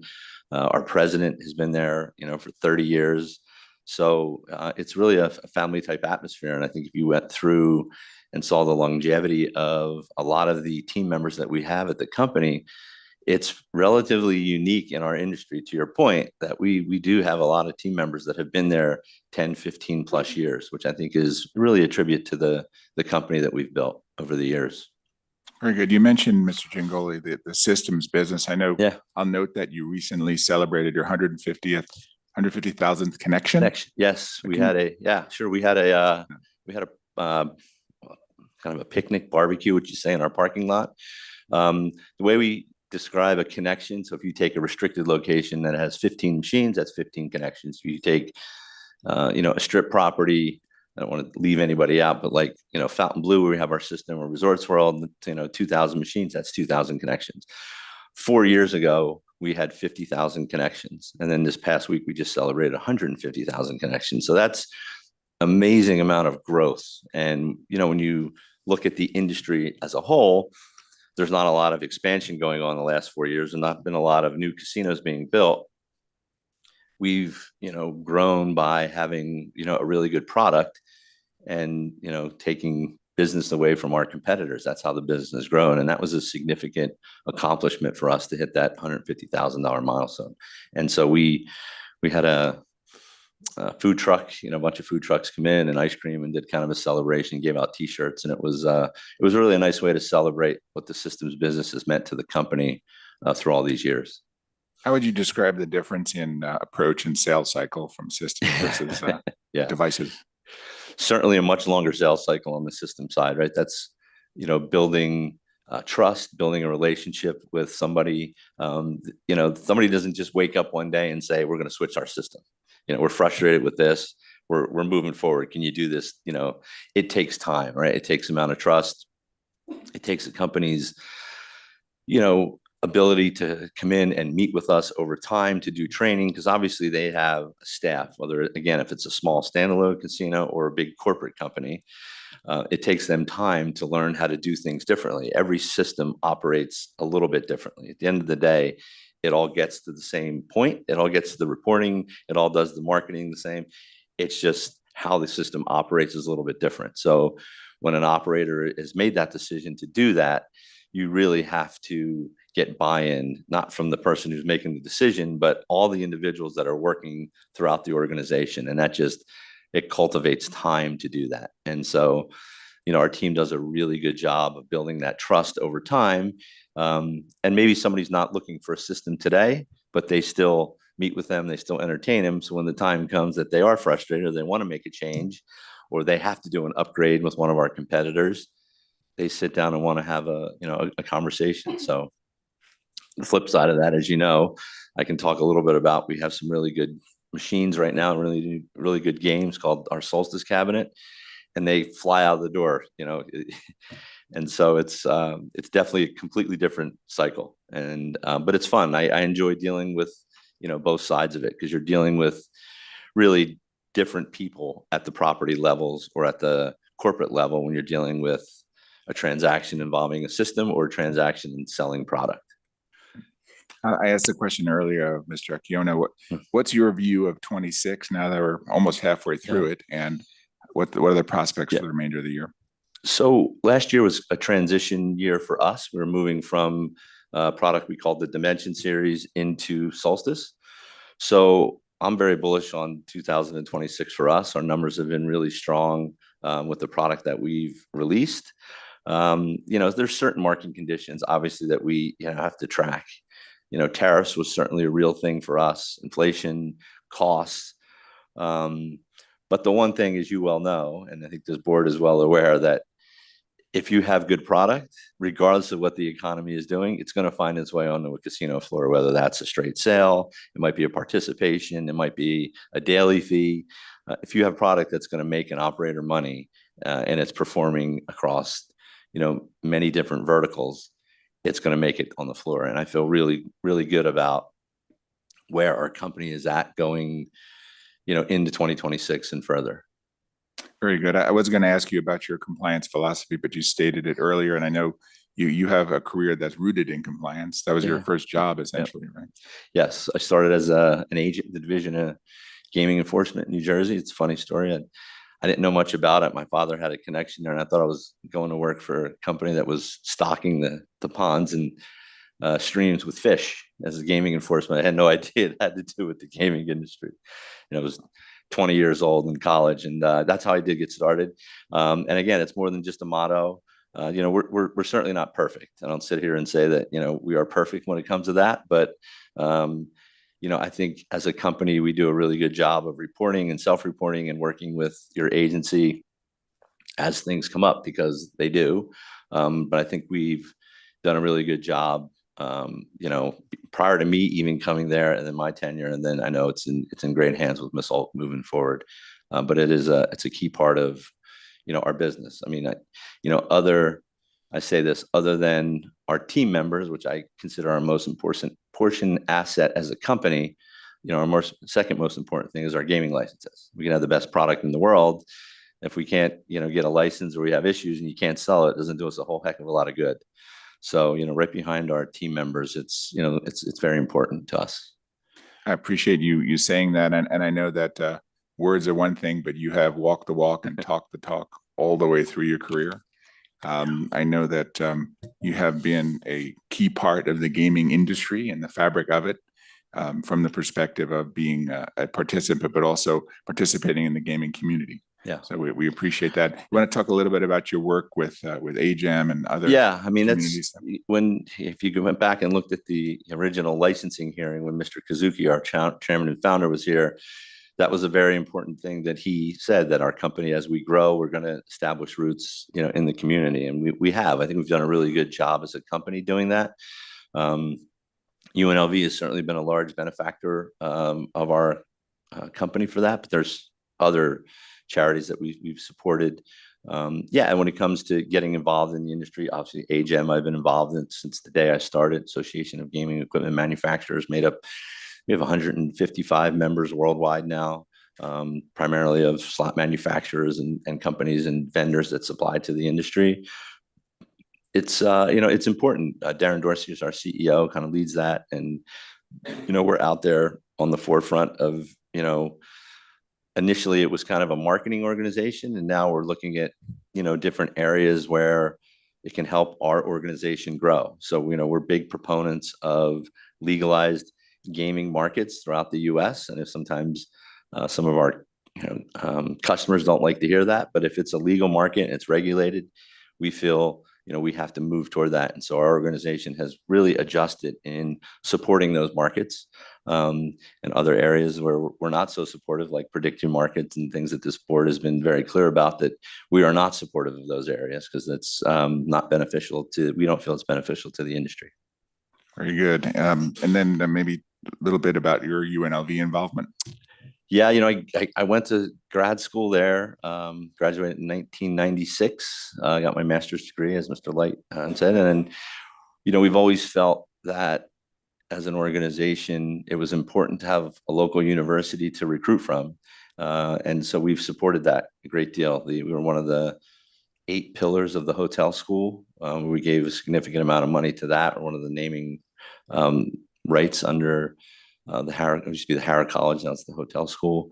But we've, given a significant amount of money to the university, usually, without any, restrictions to it, because the university certainly had their challenges over the years, and we don't like to tell them what to do with the money, so we make donations, and if they need to, repair something, we kind of make the donation, I leave it up to the president. That's what he's there for, not us. And so we've always felt, from a recruiting standpoint, I think the last time I checked, we had close to 80 team members who either had a degree from UNLV or UNR, our friends up to the north. I didn't say Reno, I did say UNR. So it's been important to have that kind of relationship. As you know, it sometimes can be challenging to recruit talent to come to our great city. And it gets expensive to do that. So if we feel like we've built a relationship with them, we do a lot of internships over there to try and, expose people to the industry. I think a lot of kids, go to school, like I was one of them that went to school there. You see all these casinos, and everybody wants to go work in a casino and run a casino because it's what everybody sees. But the manufacturing industry, it's a good life kind of on our side of the world. There's a lot of great high paying jobs, and a lot of really good jobs, and a lot of great companies that, I compete with on a daily basis that provide really good, opportunities for people to move here. So it's always been important to us to support UNLV. Very good. Well, thank you for all of that. And as chairman and as board members, we have a lot of difficult decisions to make. This for me is not one of them. I am happy to support your application. You've been a part of the gaming industry for decades now, and participated in the ways that's described. And I look forward to supporting this application and watching you continue in your leadership, not only at Konami, but in the broader gaming and Southern Nevada communities. Appreciate that, Mr. Chairman. Very good. Thank you. Member Sandal. Thank you. And yeah, it's great to hear about the work you've done to support and understanding that you need a pipeline, right? Yeah. Locally within the state, and to the extent that whether it's University of Nevada up north or UNLV down south. homegrown, right? It Yeah, can all really pay off Nevadans, because right? people Yeah. kind of end up kind of going, a lot of people go back to where they grew up Mhm. and finding a job there. So if you can just pick people from here, Yeah. how great is that, right? To support the community in that way. And yeah, it seems like you've held every position at AGEM. For a second, I thought you ran all of AGEM on your I own. know, clearly that's not the case, but yes. But that's great that your involvement there and how that supports Konami as well and Yep. your work. And I appreciate all the follow-up through RUMP. I know I just, not being familiar with your background, I had some kind of technical questions, but nothing All good. concerning. I was just curious mainly. So I appreciate your responses there. I noticed that you did live in Reno for a little bit. And so being from North, I just kind of had to Yeah, ask when about it. we purchased the home in Incline Village, and when we were going through the remodel process, which I'm sure you can appreciate, we started during the pandemic, which was probably a horrific decision for a lot of reasons. But my marriage survived that. So if I can survive that, I can survive anything. And we had an apartment up there for a period of time because my wife was spending a majority of her time up there dealing with contractors and part shortages and everything else. So Well, hopefully it's a nice place now. it to is. go up there and It's spend very time. nice. I enjoy going up there a great deal. I was curious. So you grew up on the East Coast, as you Yep. mentioned. What brought you to Nevada and Vegas Yeah, initially?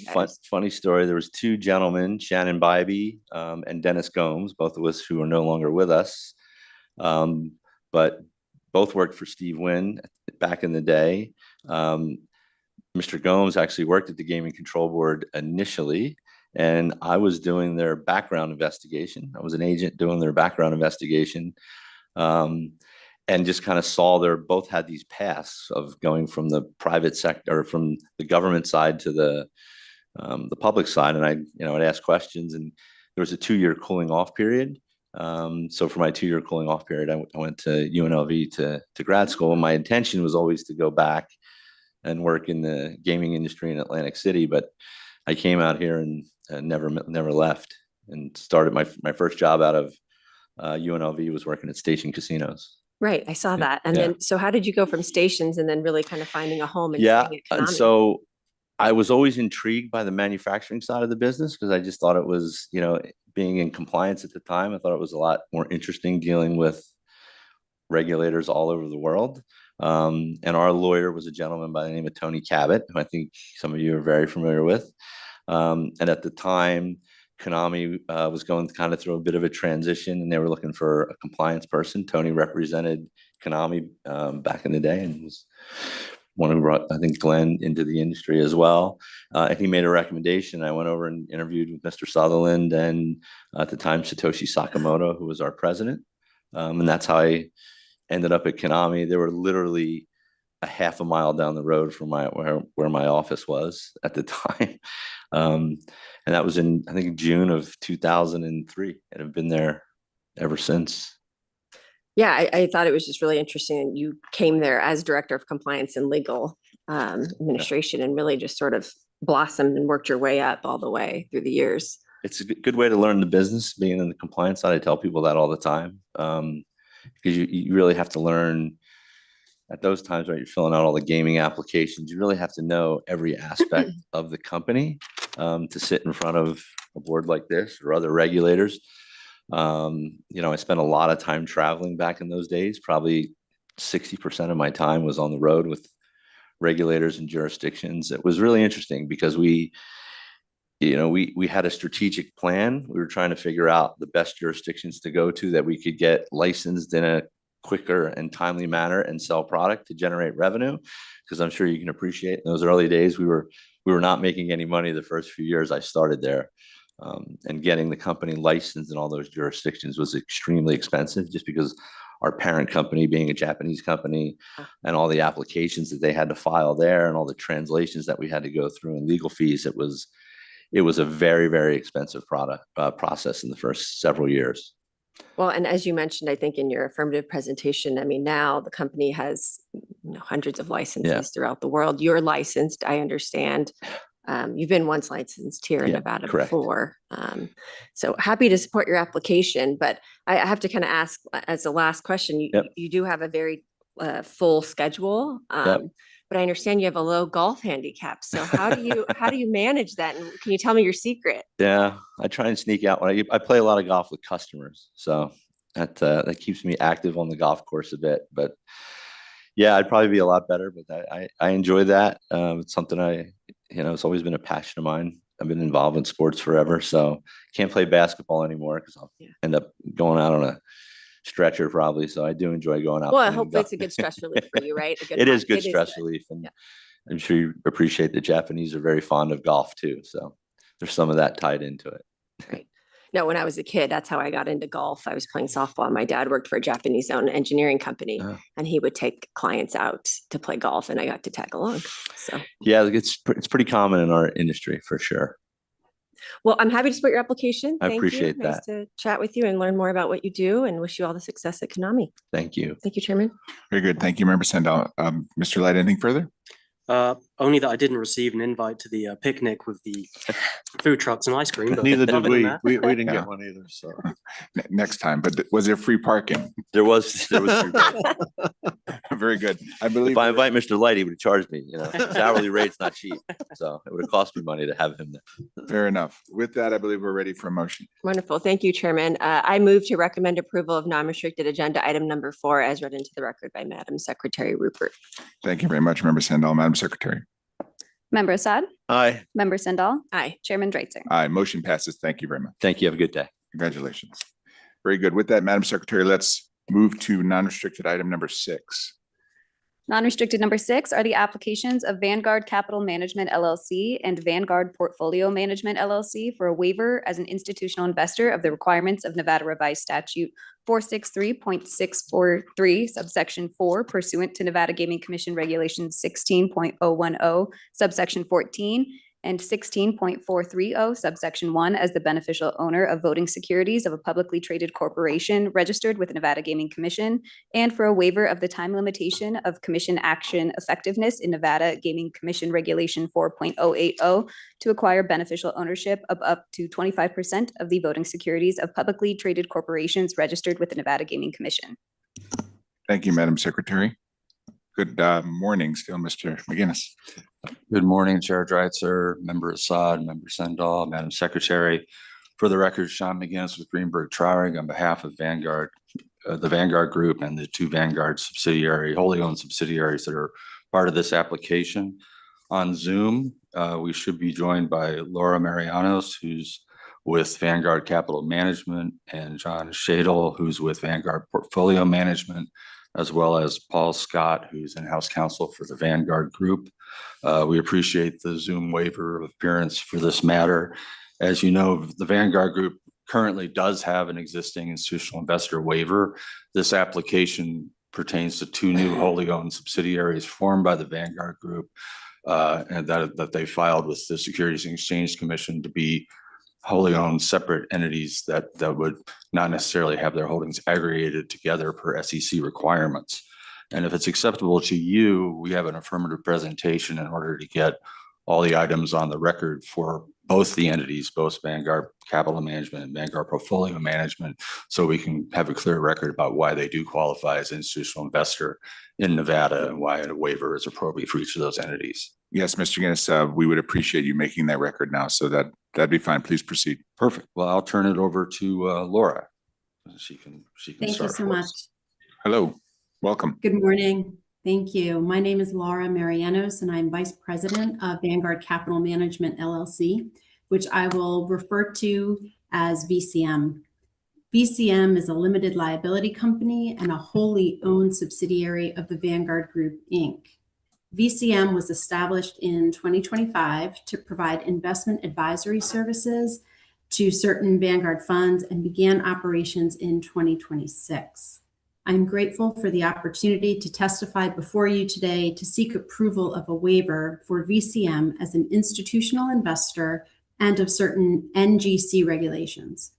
Previously, the Vanguard Group, Inc. was granted the same waivers, initially on January 24th, 2019, and then those waivers were renewed on January 20th, 2022, and then January 30th, 2025. Since the Vanguard Group Inc.'s last waiver renewal, Vanguard has gone through an internal corporate reorganization. The reorganization separated the Vanguard Group Inc.'s investment management and proxy voting related functions with respect to Vanguard's U.S. registered investment companies.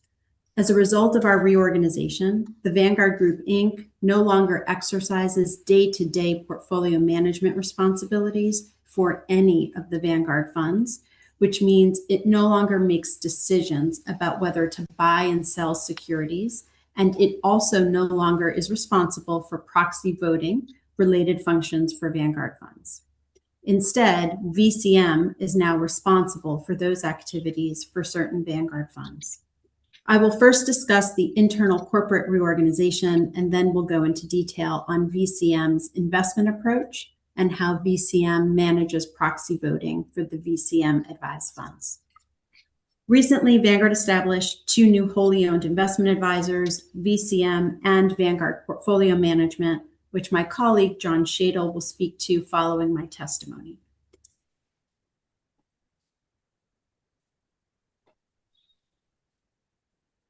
I believe we've frozen. I think she froze.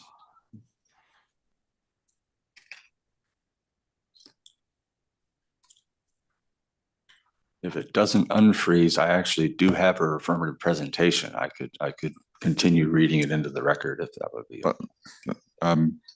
Let me ask, is there something we can do to get this on in the next minute or so?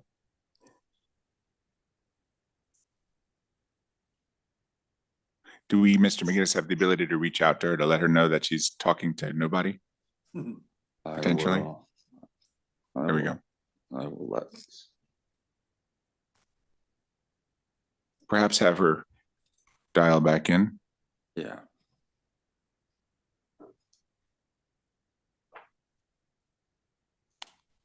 I would prefer, for continuity's sake, to have her finish. I agree. All right. I have sent an email to the internal Vanguard folks. Are the other individuals available? Oh, I see.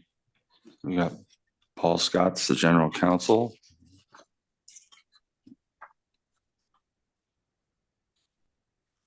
And he's muted.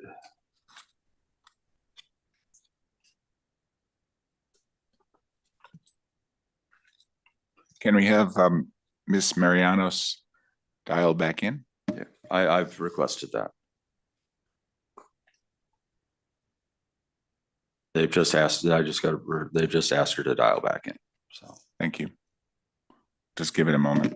Yeah. In the meantime, I guess I'll take the opportunity to thank Patrick Brown, Agent Patrick Brown and Deputy Chief Sean Crowley for the work that they did on this. And they were very responsive and helpful. And we'll just note that there is a draft #1 order registration dated April 16th, 2026, which is an acceptable form to us. Very good. Thank you for that. That was a question we had to confirm. Yep.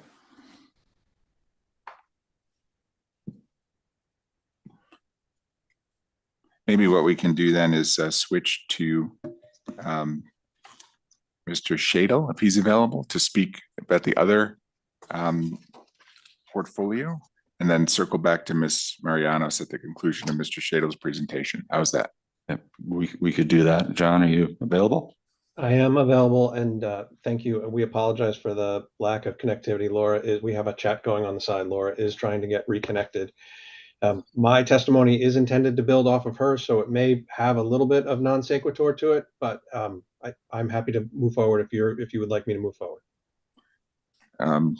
Is she imminent here? She just says she is trying to reconnect. Let's go ahead. Why don't you, Mr. Shadle, proceed, and then if we have a little work backward, we will. But why don't you proceed with your presentation, assumedly on the Vanguard portfolio. Very, very good. So thank you very much. And yes, my name is John Shadle, and I am Vice President of Vanguard Portfolio Management, LLC, which I will refer to here and after as VPM. VPM is a limited liability company and a wholly owned subsidiary of the Vanguard Group, Inc.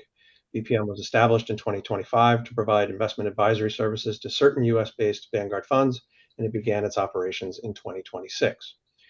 I appreciate the opportunity to testify before you today to seek approval of a waiver for VPM as an institutional investor and of certain NGC regulations. As Laura mentioned previously, the Vanguard Group, Inc. was granted these same waivers and then granted 2 renewals of the same waivers. Since the Vanguard Group, Inc.'s last waiver renewal, Vanguard has gone through an internal corporate reorganization that separated investment management and proxy-related functions with respect to Vanguard U.S. registered investment companies. As a result, the Vanguard Group, Inc. no longer makes day-to-day decisions about whether to buy and sell securities, no longer votes proxies, and no longer has beneficial ownership of any security. Instead, Vanguard Capital Management, which Laura was speaking to, and VPM are responsible for those activities, and each of those entities has separate beneficial ownership of the securities it manages. Like Vanguard Capital Management, VPM is a registered investment advisor with the U.S. Securities and Exchange Commission, with its own distinct investment management team and independent investment stewardship team. In my testimony, I will first discuss VPM's investment approach, and then we'll provide information on how VPM manages proxy voting for the securities it beneficially owns. I won't repeat information that Laura will share with you momentarily about the structure of our internal reorganization, but I will reiterate, or iterate now for the first time, that the focus of VPM remains unchanged from that of the Vanguard Group, Inc. to help give investors the best chance for investment success. In pursuit of our mission to give investors the best chance for investment success, the funds over which VPM has investment and voting discretion utilize either an index or a quantitative strategy. VPM generally runs smaller, more specialized mandates and has more actively managed strategies than Vanguard Capital Management. And as a result, VPM naturally has less assets under management when compared to Vanguard Capital Management. VPM currently advises only equity mandates. Every VPM advised fund has a distinct investment objective along with its own group of shareholders. The VPM advised funds invest in businesses spanning numerous industries, including gaming. VPM advised index funds seek to hold securities in the same proportion as their reference index, which is maintained by an independent third party. The goal of these funds is to track a specified reference index's performance over time. The VPM advised funds that implement a quantitative strategy use algorithms to evaluate and select from all of the securities in which a fund may invest based on its specific mandate, such as small cap, large cap, growth, or value. Some of the VPM advised funds have an active management strategy. Actively managed funds do not seek to track the performance of a benchmark index. Rather, the portfolio managers of those funds try to outperform the benchmark index and peer funds through investment selection. VPM's active equity management will generally employ quantitative computer modeling that seeks, depending on the particular investment mandate, to assess a number of factors when selecting a stock for a fund, including, but not limited to, an assessment of a stock's relative return potential, valuation, growth prospects, and risk profile. In all cases, VPM's portfolio management operates in accordance with investment guidelines outlined in a fund's governing documents. VPM advised funds invest in a number of gaming companies that do business in Nevada, one of the nation's leading gaming states. The fund's acquisition or disposition of these gaming stocks is driven by 2 things. The first factor is a cash flow into or out of a fund with a benchmark or quantitative model that includes the stock in question. As clients invest more money in our funds are required to buy additional stocks that are in their respective benchmarks or models. Likewise, when clients divest from our funds and the fund's assets are reduced, the funds must sell stocks. Second factor is changes in the weighting or inclusion of the stock in the fund's respective benchmark or quantitative model. Index providers regularly rebalance benchmarks, changing constituents and weights. In an effort to track its benchmark, a fund adjusts its holdings by buying or selling affected stocks. Similarly, refinements by our quantitative equity group to quantitative models in response to market events will result in purchases and sales of stocks over time. In all of these cases, decisions to own more or less of a particular stock are driven by client decisions to own more or less of a particular fund, or by changes in the benchmark or quantitative model that the fund is following. These ownership decisions are never driven by an interest in assuming control or to influence underlying companies. Once a VPM advised fund owns shares of a company stock, it does have, as do all other shareholders of the company, the right to vote those shares at the company's annual meeting. Most shareholders vote their shares via proxy as opposed to attending shareholder meetings, and and voting in person. This typically is referred to as proxy voting. The board of each VPM advised fund has a fiduciary duty to vote proxies in the best interests of that particular fund, after taking into account that fund's interests only and not the interest of Vanguard as an organization or of any other fund. To comply with this fiduciary duty, the board of each VPM fund advised fund has adopted proxy voting procedures and guidelines applicable to that fund. The board of each VPM advised fund has tasked an investment stewardship team, an operating group within Vanguard that provides investment stewardship services for VPM advised funds, with the day-to-day function of voting proxies for each VPM advised funds pursuant to that fund's guidelines. The board of each VPM advised fund has also tasked an investment stewardship oversight committee that is assigned to the VPM advised funds with oversight of the performance of the proxy voting function and the implementation of the procedures and guidelines. The investment stewardship oversight committee reports directly to each VPM advised funds board. There are separate investment stewardship teams and separate investment oversight committees for each of VCM and VPM, and information barriers have been implemented between VPM and Vanguard Capital Management to prevent information sharing between the two entities. In conclusion, Vanguard places the utmost importance on meeting its regulatory compliance responsibilities. Throughout the trading process, including both at the pre-trade and post-trade stages, Vanguard has rigorous oversight and monitoring in place to ensure that Vanguard continuously adheres to best practices and maintains its commitment to regulatory integrity. We respect the important role that gaming laws and regulations play in ensuring the integrity of the businesses and people who operate them. We appreciate the opportunity to come in front of the board today and to request waivers for VPM. We thank you for the opportunity to testify this morning, and I'll be happy to answer any questions you may have now or after Laura has given the rest of her presentation. Mr. Shadle, thank you very much for that extensive presentation. What I'd like to do is have, if possible, there she is, Ms. Marianos, if you could conclude your presentation. Do you know where you left off when you froze?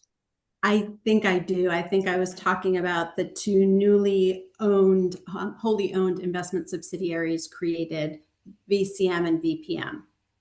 Correct. And your colleague just spoke very eloquently as to VPM. So if you could pick it up as to VCM, I think that's where we are. Terrific. And I apologize for the lost connection. I'm streaming to you live from our London offices. And so something obviously got disconnected. So I will begin where I left off. Each entity is registered as an investment advisor with the Securities and Exchange Commission, and each has its own distinct investment management team and independent stewardship teams comprised of Vanguard's deeply experienced leaders and crew. Information barriers have been established between the new advisors so that they function separately and independently from one another with regard to investment and voting decisions. And the new advisors each separately report their beneficial ownership to the SEC. After the two new advisors began operation, each took responsibility for day-to-day investment management decisions and investment stewardship for a separate group of Vanguard funds. There is no overlap between the funds that VCM and VPM are each responsible for. And the Vanguard Group, Inc., which was previously responsible for the day-to-day investment decisions and stewardship decisions, no longer performs those functions for any Vanguard funds. Establishing separate investment advisors and investment teams created a number of benefits for our investors and our organization, including management with an even deeper focus and investment teams with greater flexibility. The interests of clients were at the forefront of Vanguard's decision-making throughout this planning process so that investors would have a seamless experience during the transition.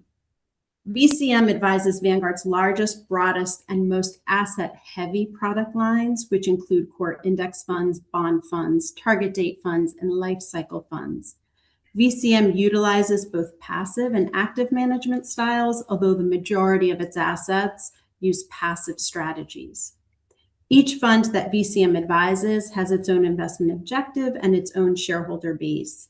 VCM advised funds invest in businesses across a wide variety of industries, including the gaming industry. The VCM advised equity and fixed income index funds invest in the components of a specified reference index that is developed and maintained by an independent third party by holding securities in the same approximate proportion as they're represented in the index. VCM advised index funds seek to track a benchmark's performance over time. There are two types of indexing strategies VCM may use: replication and sampling. When using the replication methodology, VCM's portfolio managers will seek to hold the same stocks or bonds as those in the target index and in approximately the same proportions.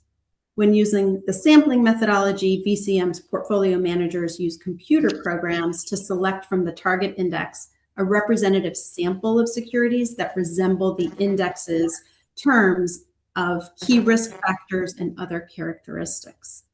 Because a fund that uses the sampling methodology does not hold all the securities in its target index, some of the securities are over or underweighted compared with the target index.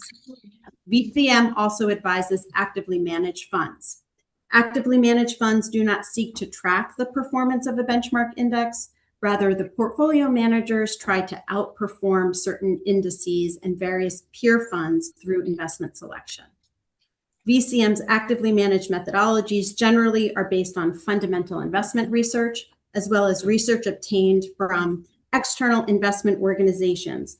VCM also incorporates its own investment philosophies, beliefs, and fiduciary approach to the investment advisory process. In all cases, VCM's portfolio management operates in accordance with investment guidelines outlined in a fund's governing documents. VCM advised funds have purchased and currently own publicly traded stock issued by gaming companies that are licensed by state regulatory bodies. Our funds invest in a number of gaming companies that do business in Nevada, one of the nation's leading gaming states. The fund's acquisition or disposition of these stocks is driven by two things. The first is cash flow into or out of a fund that has a benchmark that includes the stock in question. As clients entrust more of their assets with us and in turn invest more in our funds, the funds in turn must purchase more securities of their respective benchmarks. The second is changes in the weighting or inclusion of the stock in the benchmark. Periodically, index providers rebalance their benchmarks, resulting in changes in their constituents and their relative weightings. In order to track the benchmark, the fund will adjust its holdings accordingly, resulting in purchases or sales of the impacted stocks. In all of these cases, decisions to own more or less of a particular stock are driven by client decisions to own more or less of a particular fund, or by changes in the benchmark that the fund is following. The ownership decisions are never driven by an interest in assuming control or influence over the underlying companies. Once a VCM fund owns shares of a company's stock, it does have, as do all other shareholders of the company, the right to vote its shares at the company's annual meeting. As a practical matter, most shareholders typically vote their shares via proxy as opposed to shareholder meetings and voting in person. This is typically referred to as proxy voting. The board of each VCM advised fund is required to ensure that it votes proxies in the best interest of that particular fund, after taking into account the fund's interests and not the interests of Vanguard as an organization or any other fund. To comply with this fiduciary duty, the board of each VCM advised fund has adopted proxy voting procedures and guidelines applicable to the fund. The board of each VCM advised fund has tasked an investment stewardship team, an operating group within Vanguard that provides investment stewardship services for VCM advised funds, with the day-to-day function of voting proxies for each VCM advised fund pursuant to that fund's guidelines.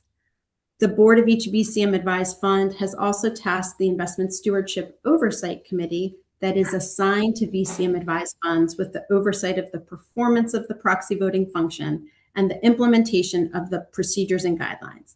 The Investment Stewardship Oversight Committee reports directly to each VCM advised funds board. I want to conclude by confirming how seriously Vanguard takes its regulatory obligations, from pre-trade compliance oversight by our investment management and finance risk group to post-trade monitoring by our fund compliance team, all supported by the fund's chief compliance officer under the auspices of the Office of the General Counsel, Ensuring that we're always doing the right thing is part of Vanguard's DNA. We respect the important role that gaming laws and regulations play in ensuring the integrity of the businesses and people who operate them. We are grateful for the approval of the Vanguard Group's prior waiver and renewal requests in 2019, 2022, and 2025, respectively. And we appreciate another opportunity to come in front of the board today and request waivers for VCM. We are happy to answer any questions that you have, and thank you for the opportunity to testify this morning. Thank you very much, Ms. Marianos and Mr. Shadle. Mr. McGinnis, did you want to make the record as to the legal sufficiency for the waivers and make that case, and then afterwards we'll ask questions? I mean, it really goes down to the requirements of NRS 463-6434. You know, essentially what we have is that they are operating as passive institutional investors with not an interest in taking control or influencing management of operations of any registered public company that's registered in Nevada.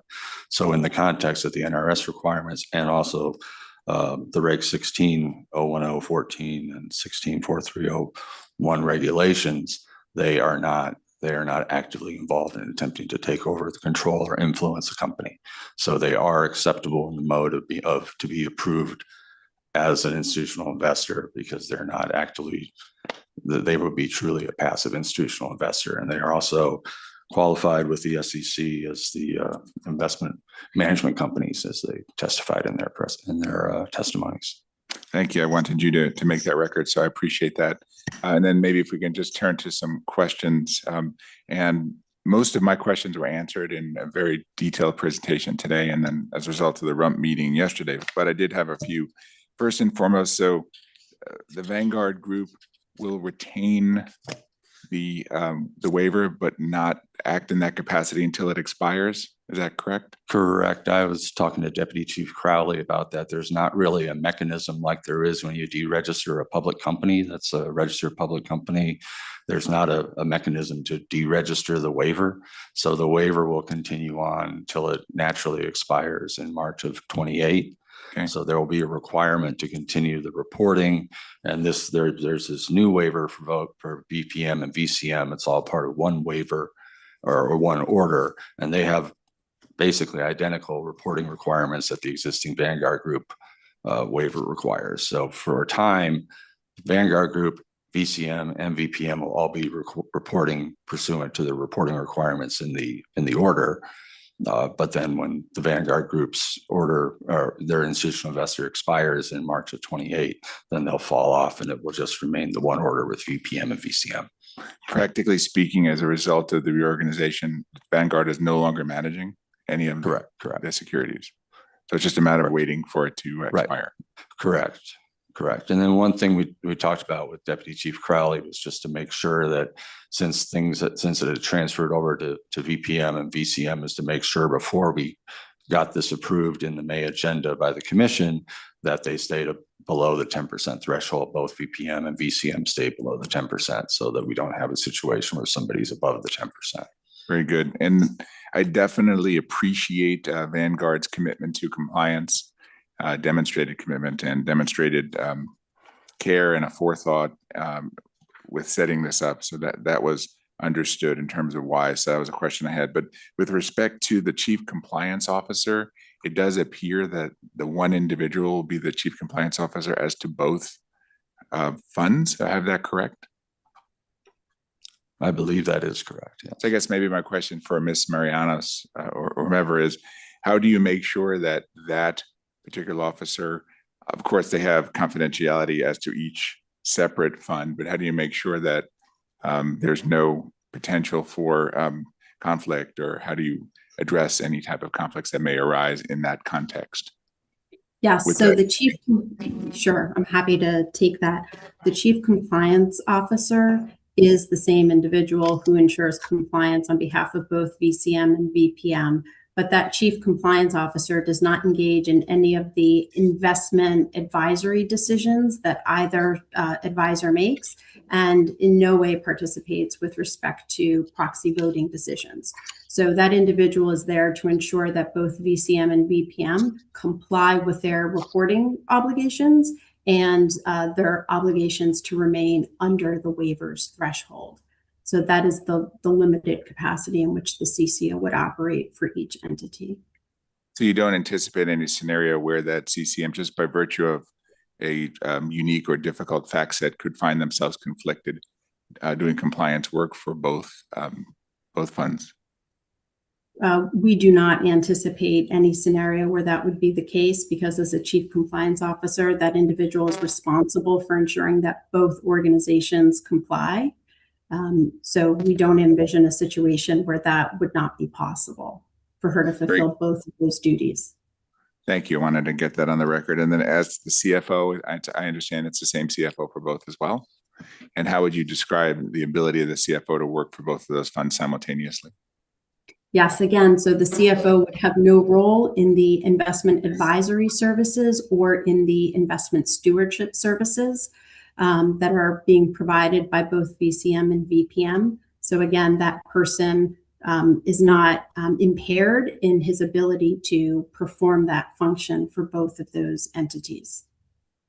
And the last question I would have for Ms. Marianos or Mr. Shadle, within the investment thesis that you described, is it foreseeable that the continued involvement in the gaming industry will continue to grow relative to now that if you're granted the waiver by the commission, ultimately this month you see the stocks sitting within that thesis to allow for a substantial increase of the gaming stocks in question?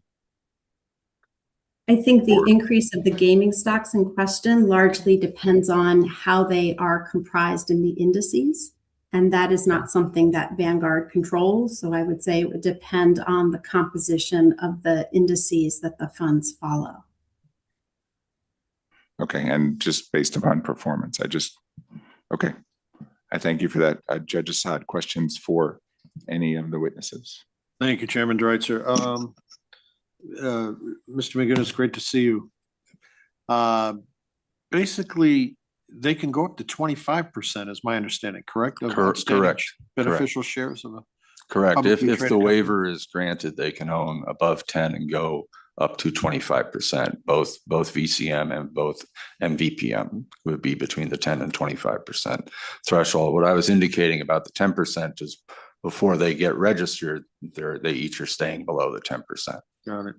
And then Ms. Marianos, Mr. Shadle explained a little bit of the difference between VCM and VPM. Could you maybe go over that again a little bit briefly, please?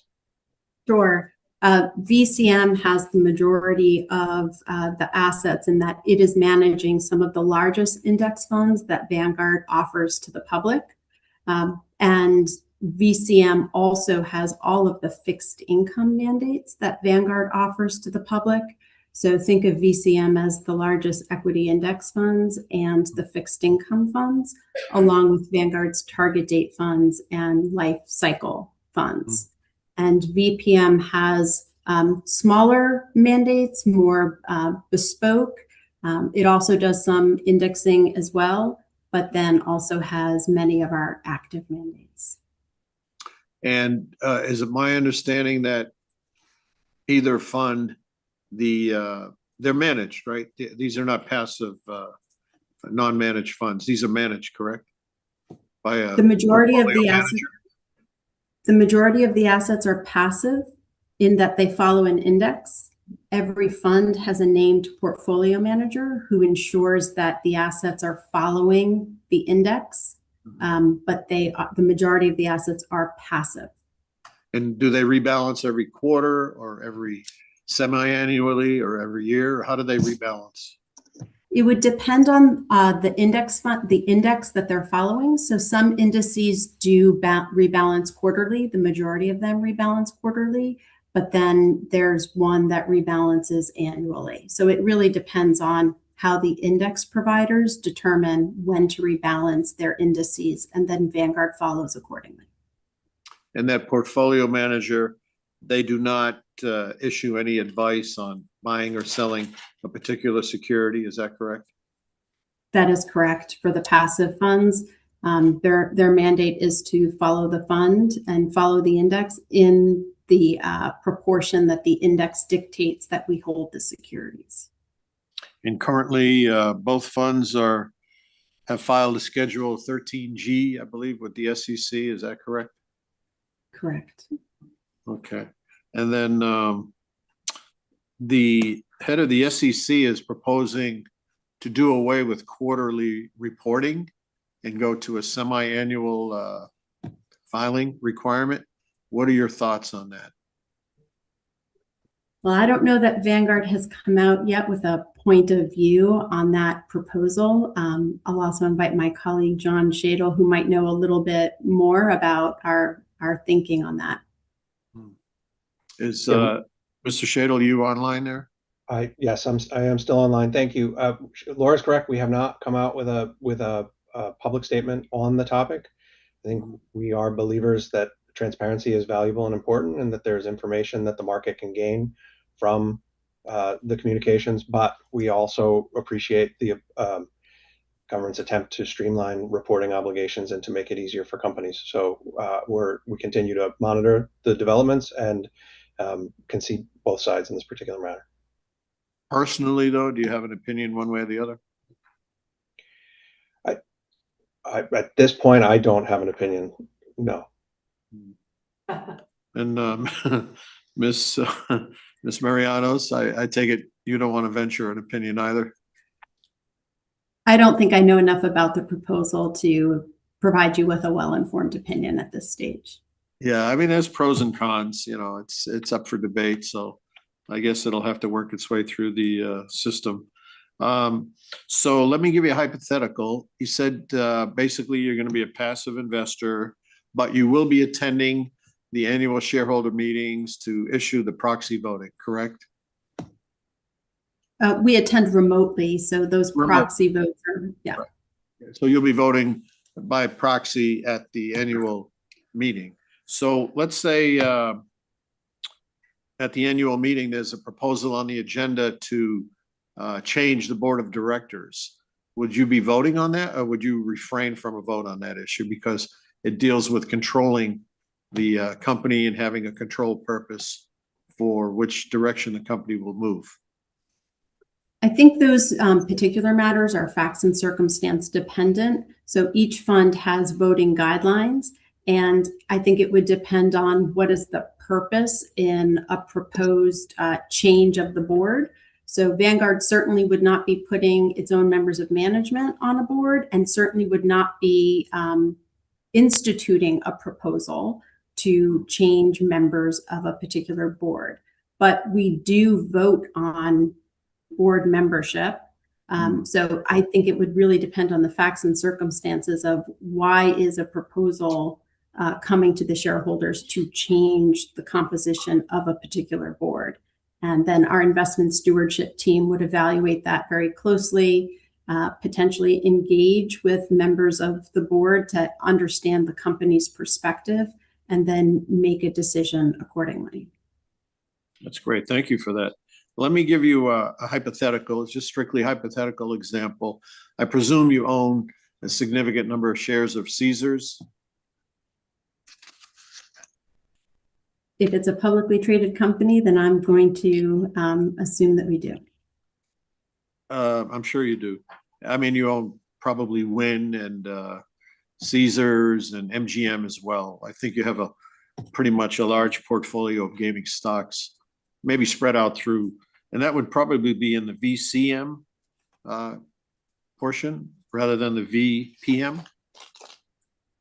It would depend on the indices, but I would venture that they are probably held both by VCM and VPM. So let's say at the, let's say a Tillman Fertitta, for example, wants to put in a shareholder premium bid for Caesars. It's been in the public discourse lately. It's trading probably around $28 a share currently. Let's say he puts in a bid of $34, $35 premium.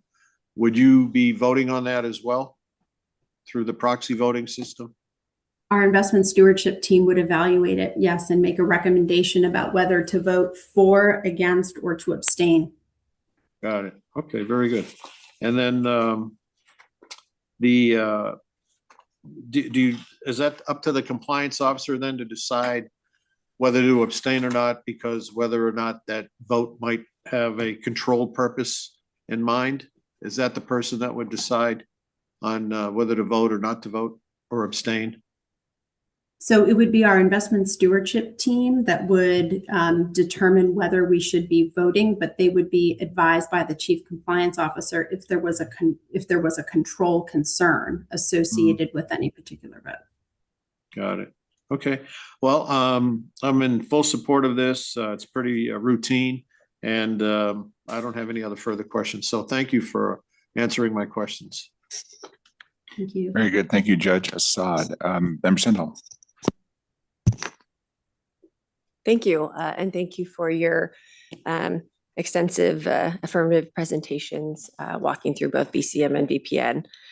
Something that kind of caught my eye, and you might have explained it in your presentations, but just wanted to touch on it a little bit more. And if you could explain the internal controls. It kind of was broken down as you have kind of 3 different internal controls to ensure that your funds maintain and stay within the rules of those limits. And if you could, I think one was like a finance risk group monitoring system. You have an internal audit group that does certain things, and your kind of, your enterprise growth compliance team. Could you just talk a little bit about what they do and how that really functions and works? So I'm happy to take this question in the first instance, and Laura, please feel free to comment. We have obviously lines of defense here at Vanguard. We have the front line, the business that does the work. We have our compliance function, and then there are other monitoring functions, as you mentioned, the internal audit, which sits in the 3rd line. As a general matter, when VPM or VCM is looking to acquire securities, there will be a pre-trade clearance process that they're required to go through to make sure that the securities are not in any way limited. So if we were, for instance, up against a limit on a Nevada gaming company, there would be a request to pre-clear the trade through, and the compliance organization would have responsibility for responding as to whether or not we have room or capacity for us to purchase. If not, then there will be a conversation between the traders and the compliance organization about how much could be purchased. And then we also have post-trade compliance on the back end of all of the transactions to make sure that there aren't any mistakes and that there isn't any purchases above any of the limits that exist within the system. And then that gets monitored both by a regular monitoring process within the compliance organization, as they do beyond post-trade compliance. They do annualized reviews to ensure compliance, and then internal audit will periodically review to ensure that we are maintaining compliance with the stated capacity limits. I appreciate that. So then, assuming this gets approved, these waivers get approved, then the new threshold essentially for your gaming companies would change then. And so your compliance groups would be aware of those changes in the threshold limits. Correct. We would communicate directly with the compliance organizations who would program the required systems to ensure no faults over the limits. Great. That was my only further question. I appreciate the explanation and what both groups do and the differences in the waivers, and I'm happy to support the application, and thank you for your presentations. That's all I have. Thank you, Chairman. Sorry. Thank you. Thank you very much, Member Sindall. Mr. McGinnis, anything further? The only thing I would say is that, this does we did talk about when we first had the Vanguard Group waiver, the initial one that happened in 2019, we did address a lot of these issues at that time, the same issues, because it goes to the heart of the voting, the right of an institutional investor to hold shares and to vote in accordance with SEC requirements. I think I would just sort of go back to one thing that we pointed out a little bit more in that presentation, is that Vanguard, like they said, is very fund driven. So they have funds that they deem to be that they want to advise into. And really the public gaming companies, by the virtue of their performance, will either show themselves to be a participant or someone that could be of interest to a fund. It's not like there's someone at Vanguard saying, let's go buy some MGM or let's go buy some Caesars or some, or like it's really fund driven. And I guess I think the testimony about VCM and Yeah, I think VPM Ms. also. Marianos was pointing out Right. there, right, that it's indexed kind of. Right. I just want to make sure that that's clear. Thanks. That's all we have. Thank you very much. And I'll say for the record, the presentation here today was very thorough. All the questions I thought were answered, and I'm in full support of the application as well. So with that, I believe we are in good station for a motion. Sounds good. Yes, Chairman, I move to recommend approval of non-restricted agenda item number 6 as read into the record by Madam Secretary Rupert pursuant to the order draft number 1 dated April 16th, 2026. Thank you very much, Member Sendall. Madam Secretary. Member Assad? Aye. Member Sandal? Aye. Chairman Dreitzer? Aye. Thank you very much. Thank you very much. The time is 11:21. We're going to take a 5-minute break and start up again 11:26. Thank you, everybody here for your patience, but we'll pick it up in 5 minutes.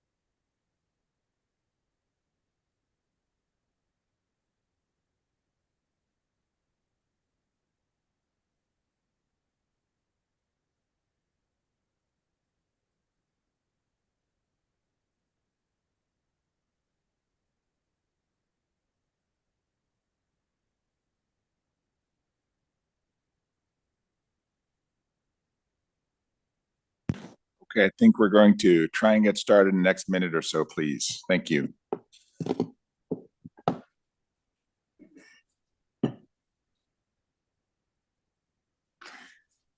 If you think about it, for Nevada Gaming, that Vanguard item is one of the most important things we'll ever do.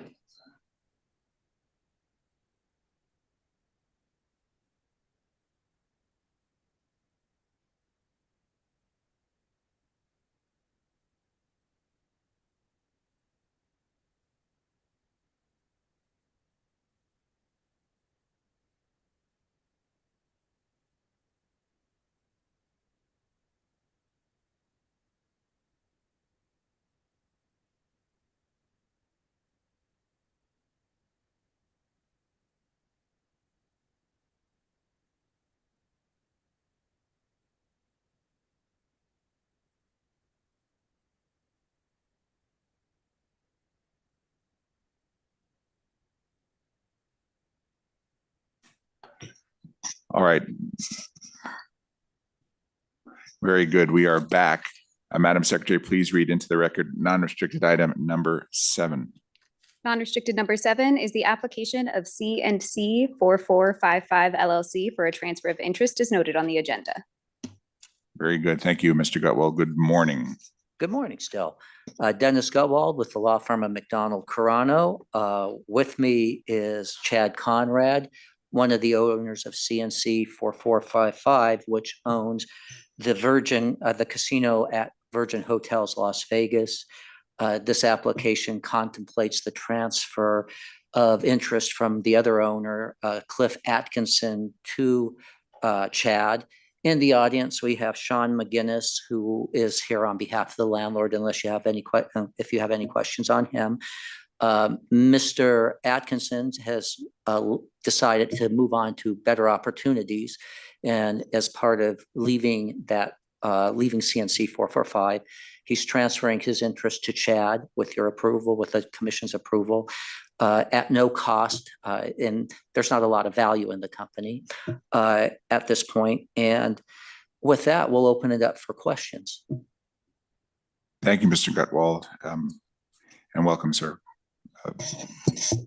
I have 2 areas of questions. First of all, could you speak to how overall the property is performing and what the outlook is for the property? Let's start with that. Thank you. Good morning. Chairman Dreitzer, Judge Assad, Member Sandal, and Madam Secretary. The property as a whole and the casino specifically is performing really well. We had a great first quarter and shown really good growth year over year. So on the casino side specifically, Q1 over Q1 showed about 10% growth in coin-in, 88% growth in table games revenue, almost 30% growth in slot revenue.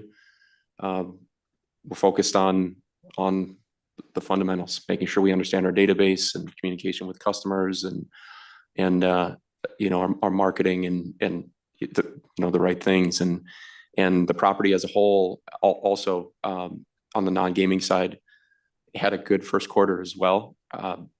Both January and February exceeded projections, exceeded budget. March occupancy was ahead of the strip, about 10%, 10 percentage points ahead of March of prior year in occupancy. So the property is doing good. I appreciate that, and you attribute that to, it sounds like, the basics.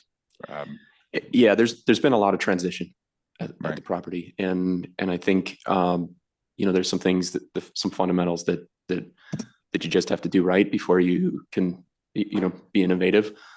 We want to get there. We have growth and good things ahead of us, but yeah, it's the low hanging fruit, I think, that we can take advantage of immediately.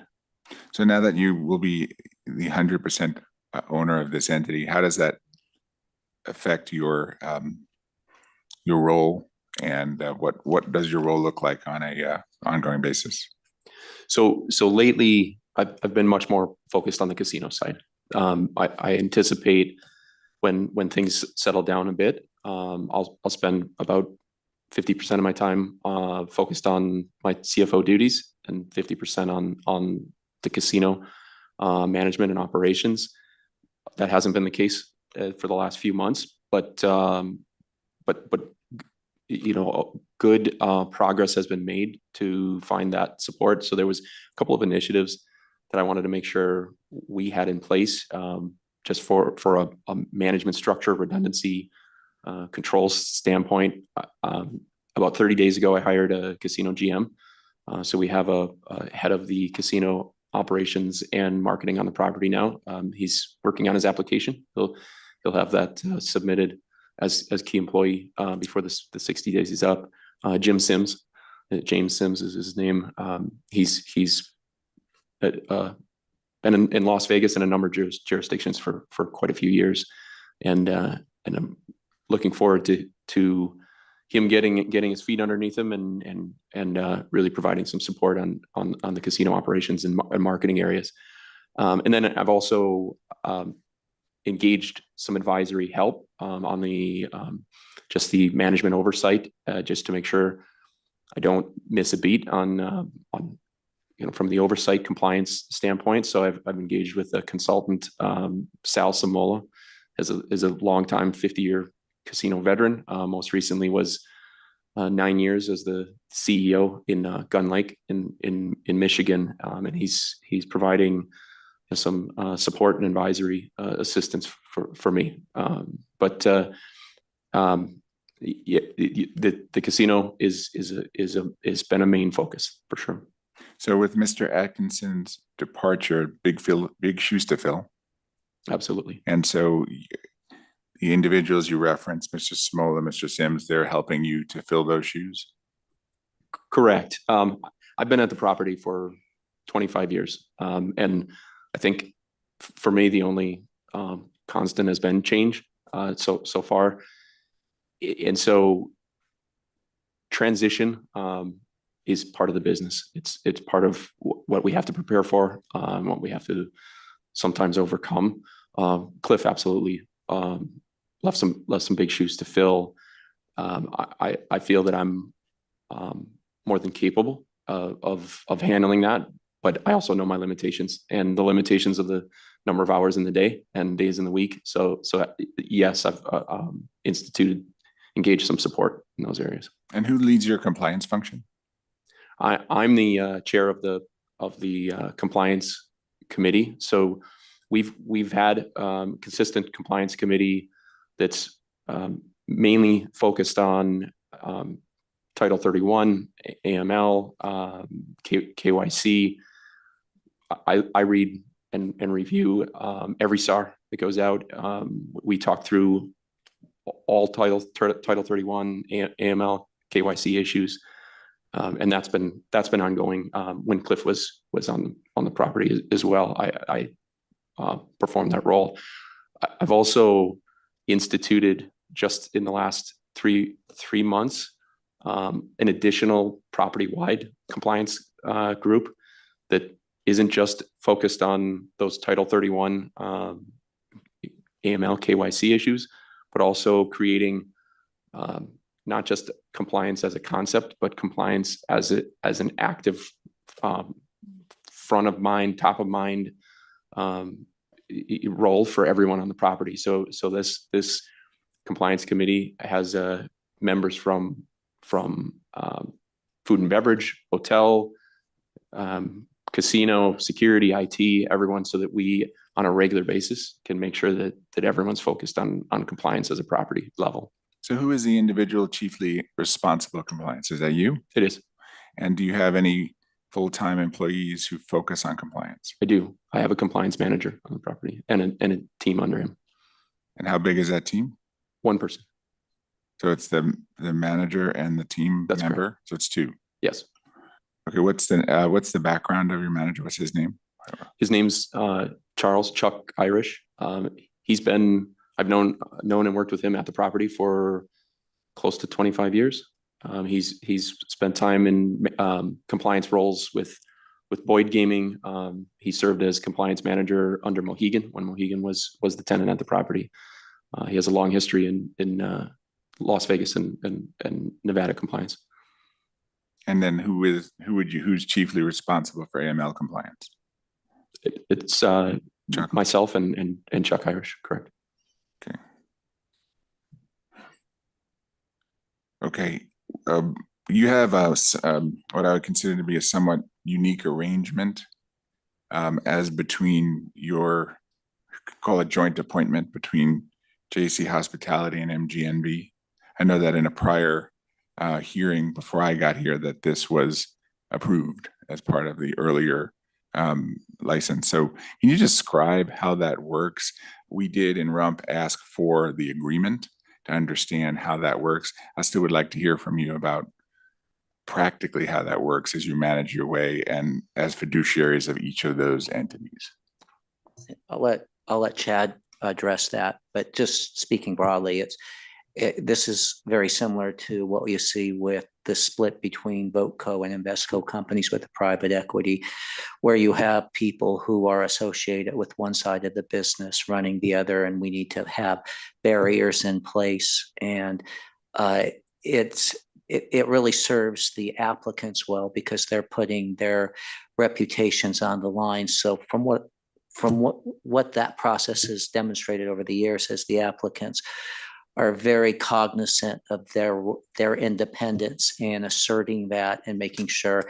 And by the same token, the landlord or the investment companies, the private equity companies, know that they could jeopardize their investment if they cross that line. So there's always a real thorough understanding, and we haven't really seen much crossover in that. But I'll let Chad talk about his relationship with the landlord.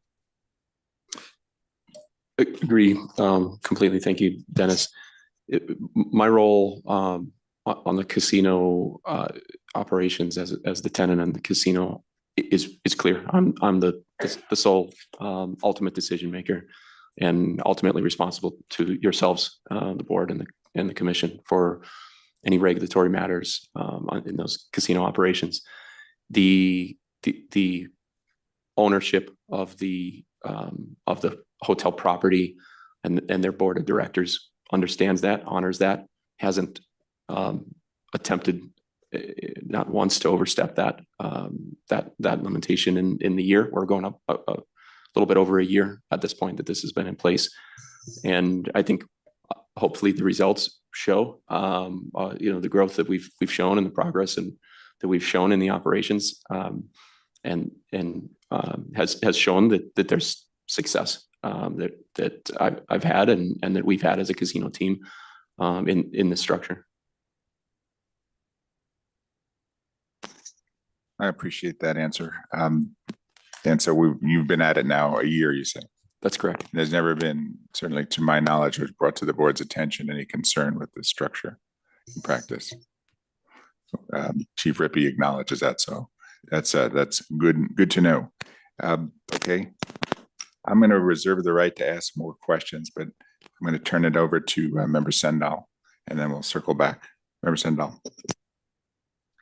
Thank you. And thank you for being here today and providing us the supplementary information requested at RUMP. Mr. Atkinson obviously made a decision to leave, and now that's put a lot on your plate. And I'm glad to hear that you have Mr. Sims or Jims coming in to assist you, and then also that you sought out a consulting firm to also assist you. I think those are all good signs in trying to ensure you're doing what you can to manage the double workload. I was going to say, kind of with that departure, kind of how did your role as CFO change? And I think you sort of answered it. You said you were spending a lot more time on the gaming side, but can you expand to what ideally you would like to see moving forward, things being more back to normal, or what you would consider a more balanced schedule? Yeah, I think, thank you for the question. I think a more balanced approach to the business, just from the health of the business and what I can provide is probably split. I just in my career and at the property, as I said, I've been at the property for a long time. I've been closely engaged with operations, especially casino operations, casino analytics and casino compliance over the course of many, many years there. So the casino as a business it's not new or foreign to me, but I do acknowledge that there's limitations to what and how much I can provide. So getting a support structure and positions in place to perform some of those roles on a day-to-day basis was very important. And I'm pleased to say that, you know, we're moving forward on those things. And I guess generally, do you have any concerns or open positions in your management structure anywhere else currently that you're seeking to fill? Other than you mentioned the key employee, the GM role. Correct. Jim Sims was the most important new hire that I needed to add to the team.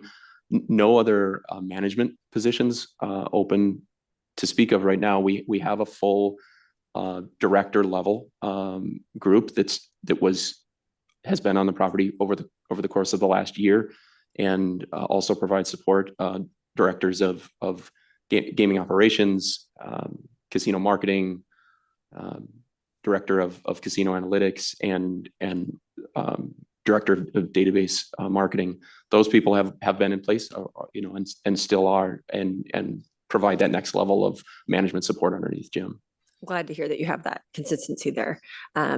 No, I don't have any further questions at this time. I wish you success in this transition, and sounds like the numbers were good for this. I think you said Q1, so hopeful that will continue for you. Thank you. I'm happy to support the application. That's all I have. Thank you. Thank you very much, Member Sendall. Judge Hassan. Thank you, Chairman Dreitzer. Mr. Gutwald, nice to see you again. It's been too long. Where have you been? You know, they're not calling me as much as I'd like. Good to see you. And Mr. Conrad, good to see you again as well. You've been with this property for a long time. How many years altogether? Close to 25, going on 25 years. So you're very familiar with the property and the amenities. It's a great property. I'm glad to hear you're doing well from a financial perspective. The compliance team that the chairman was speaking to, so you are the person that's going to be the ultimate decider of whether to ban or bar a patron for a particular AML violation possibly? We bring those decisions to the compliance committee, and I'm the chair of the committee. We've generally worked on a vote in the committee, but I'm the ultimate decision maker there. Oh, okay. How many people get to vote? 6. Okay. And then how does a SAR get to be filed? Chuck Irish, our compliance manager that I mentioned, he assembles, puts together the SARs, presents the language that he's recommending to put forward to the committee, and we review all of those. And SARs. can anybody submit a SAR request from the pit boss or the dealer, or how does that process work? No, it's compliance only. So the compliance manager, and then the compliance committee. But let's say the credit manager, suspects something. So he would go to that compliance person? That's correct. And as part of our compliance program, we don't just wait for those individuals to report. We do monthly questionnaires, surveys, and interviews with management on a regular basis, and with samples of frontline employees and hosts to address or ask those questions of them. Do you get a lot of whales? No, sir. No. Not. We're a little bit too small of a property, I think, for that. And as far as let's say you get somebody that's suspected of some improper illicit activity, source of funds don't match up, or the level of play doesn't match with their source of income, and you've requested documents to verify his source of funds and the source of the businesses that they may have submitted to you as the source of funds, but you don't get that within a reasonable time, say 30 days, what would you do? if we've gone through those channels and re-requested the information through the player's host, through management, through the individual, we would ban the individual. We wouldn't allow the individual to play. So you were listening to me at the beginning of the. Absolutely. We don't, Very good. we take it very seriously. Yeah, that's the way I think it should be. A lot of what we found throughout the last 3 years with all these other major properties is that's not what they were doing. They were allowing the individual to keep playing and playing, and they'd request and re-request and re-request.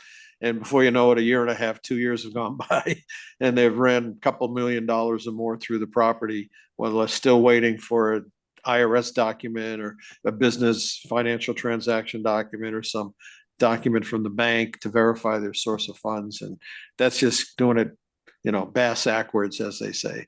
Those stories that have been in the news, yeah, your comments and your actions, the board's actions are not lost on me at all. We take it very seriously and we act timely on it. Cool.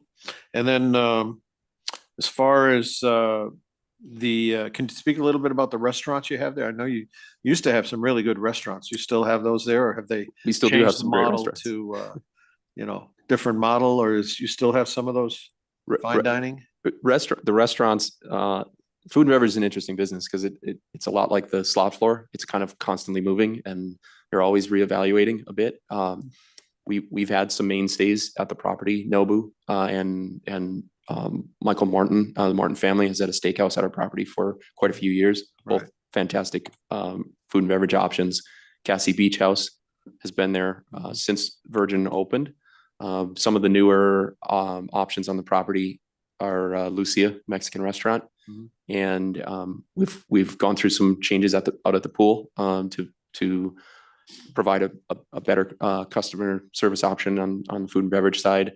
And then we have a new restaurant that's under construction right now that I'm not at liberty to announce. My marketing VP of marketing wouldn't like it if I was the one who unveiled that, but stay tuned. If you get to the property, there's going to be a good new restaurant option opening soon. Look forward to it. So the summer months are coming up. Is the pool opened yet? The pool is open. Both of our pools, both the 21 plus pool and the resort pool opened in March. And are you doing what they used to have on Sundays and maybe Saturday and Sunday, that big rave party or pool party, whatever they call it? No, that's the rehab party. Rehab was the old days, the old Hard Rock days. It was a great event. It was a really nice business for the property. At that point, that's not our business anymore. We have a really great 21 plus pool that's low key. Music is good. People are relaxing, and it's not the party it was. But I'm from a compliance standpoint, I'm happy about that. Well, it had from a a lot of business problems. standpoint, we'll see. Yeah, it had a lot of problems too. So I know it's a big moneymaker, but there were a lot of issues and problems that came with it. The predominant market target. So both on the hotel side and in the casino, we have a variety. We rely on regional drive-in, national market, not too much international business for us. What I think we've probably overlooked a bit, and that we're addressing with a new marketing campaign that we're going to be unveiling in about 2 weeks is addressing value options for locals. I think we've probably haven't done a good job in the recent past of taking care of those customers.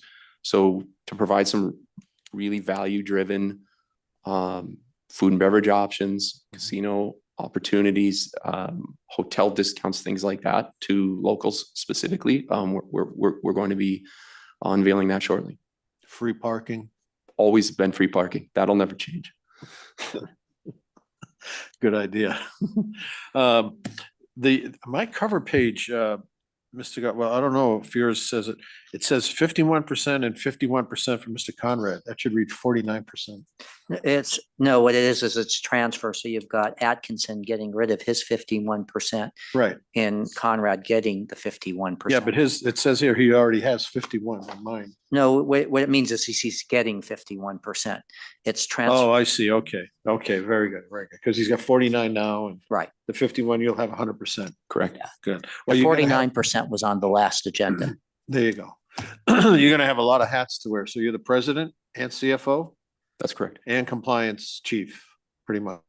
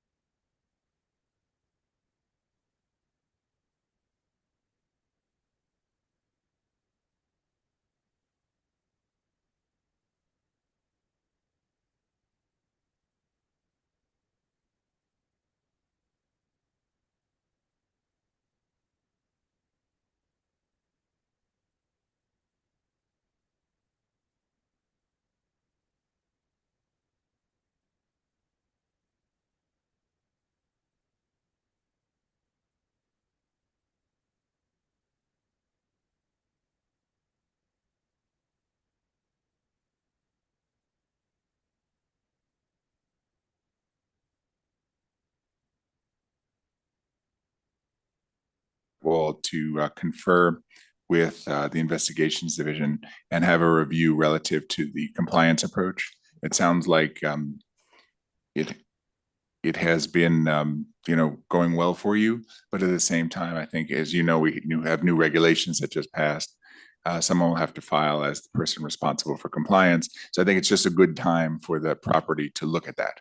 So if you could confer with Chief Rippey following this meeting, just to do an analysis of that to make sure that you are, dotting all the I's and there's no holes there. I appreciate the comments you've made and your continued commitment to compliance. But now that with Mr. Atkinson leaving and more changes, it's a good time to take a look to make sure that the compliance matters are as tight and buttoned up as they can be.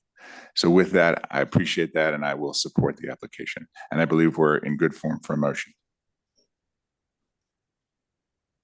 Am I good to make a motion on the record? Are we transcribing? Can I just get confirmation?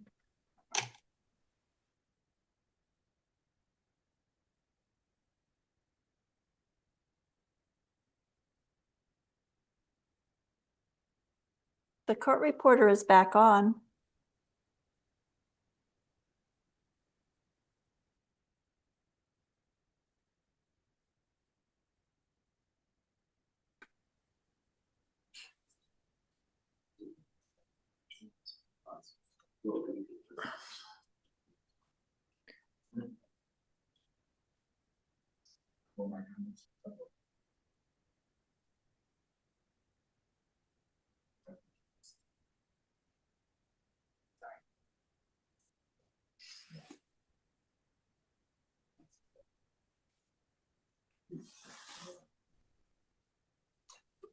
We can repeat.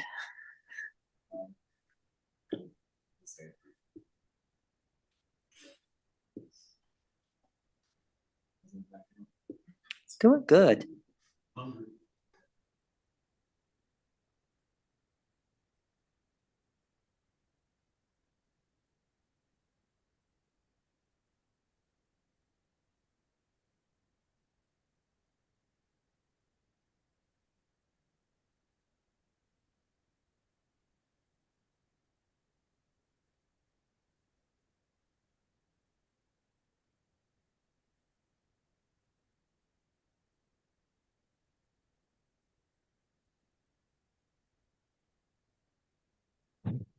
Wait the word from Mic Scott. check. IT, this is Carson City. You can hear us down in Vegas.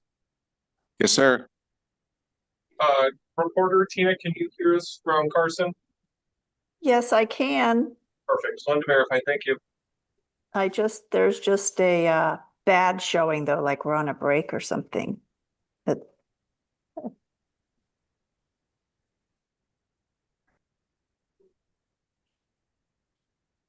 So do you anticipate the video feed coming back soon? If not, we can back on. Very good. So we'll continue. Okay, we're back on the air. There we go. Relative to non-restricted item number 7. I had made the statement, and I'll just briefly reiterate, to ask Mr. Gutwald to confer with the Investigations Division and do a full review of the compliance program at your property. I appreciate your commitment to compliance, but given the changes at the property, and as you said, the only constant's been changed, I just would like a double check. And so if you could report back to the board as to that, we would appreciate it. But with that, I do support this, and I believe we're in good form for motion. Yes, thank you, Chairman. I move to recommend approval of non-restricted agenda item number 7 as read into the record by Madam Secretary Rupert. Thank you very much, Member Sendall. Madam Secretary. Member Assad? Aye. Member Sendall? Aye. Chairman Dreitzer? Aye. Motion passes. Thank you very much. Good luck. Thank you. Very much. We'll move then quickly to non-restricted item number 8. Non-restricted number 8 is the application of Robert Walsh for licensure as a director and officer at Aristocrat Technologies, Inc. Very good. Good morning, but barely. Thank you morning. for your patience. Thank you. That's great. Mr. Gutwald. Dennis Gutwald with the law firm of McDonald Carano. With me is Robert Alexander Walsh of Aristocrat Technology, Inc. With your permission, I'll let him tell you a little bit about himself, and then we'll open it up for questions. Please proceed. Sure. Thanks for having me today. So my name's Robert Walsh, married to Ashley, 2 young daughters, Parker and Nicolette, 8 and 5. Parker just turned 8 on Monday. From a career standpoint, I graduated from Indiana University in 2007. I had a brief career as an options trader at a hedge fund called DRW Trading. After less than a year, I moved back to my hometown of Cincinnati, Ohio, and joined Procter & Gamble. I was there for about 8 years, 4 different finance roles and 4 different nodes of the value chain. Great education for me. Really enjoyed working at P&G. Met my wife there, actually. But one day I got a call from a recruiter about a job at the Lego Group. Lego was my favorite toy as a kid. They were offering me a unique experience being the finance lead for their direct-to-consumer business in the Americas. So that's the Lego retail stores and their online e-commerce shop. And of course, back then, that would have been about 2015. E-commerce was just starting to take off. Between the brand, the company, and the experience, I thought it was a great risk to take. So packed up our house and moved to New England. We were there for about 6 years. I was in the role I spoke of for 2 before I was promoted to lead the entire Americas region's finance team. That was the biggest job in the geography. So I started, after about 4 years in that role, I started, finally put my resume together and started looking externally. The job opportunity at Aristocrat came up is the Senior Vice President of Finance covering the Americas and the EMEA regions. It was a compelling company, compelling offer, and the folks that recruited me made me feel very, very welcome. So I took the risk and joined. I was in that role for about 2.5 years or so before I was promoted to be CFO of the gaming division late in 2024. Very good. Thank you for that. I did want to cover up something. It was reported to us that this application was filed 3 weeks late.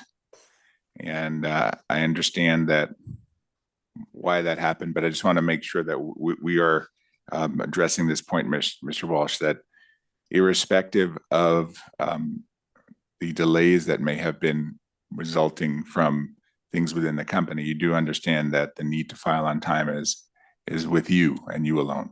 Absolutely understand that. Apologies for the delay, and it won't happen again. I appreciate that. And I also understand the company's made some adjustments to make sure that we'll have timely filed applications moving forward. It has. Great. And so I appreciate that. I did want to, your background is very, very strong. I appreciate your presentation here today. I wanted to ask you if you could very briefly step through. I have a listing of your areas, and some I just would like some explanation on. In terms of your areas of direct report, it says that you have 5 segments that report to you. Global supply chain, I understand that makes sense. North America, That's a broad term, does that mean that the entire financial business for North America reports directly to you or through you? Correct. The Okay. entire financial team supporting North America reports to me. And then the next one is Aristocrat Full Potential Finance. I didn't know what that meant. That's our productivity team focused on driving efficiency and effectiveness in our spend and our revenue profile. And that's something is that for the whole corporation, or is that North America, or how does that work? Limited to gaming. Okay. So what is that? What do you do when you meet and address those? What are your KPIs in that segment? Within the full potential segment, cost savings being a big piece of it. How much are we delivering relative to prior year and relative to expectations? Then there's various KPIs that underpin that, enrollment, cost to produce machines, marketing spend, other OpEx spend, logistics, how much air we're shipping. There's a long laundry list of KPIs that we look at to understand the efficiency of how we're spending. And then you also handle finance for APAC and EMEA? Correct. I cover the entire globe. Very good. Okay.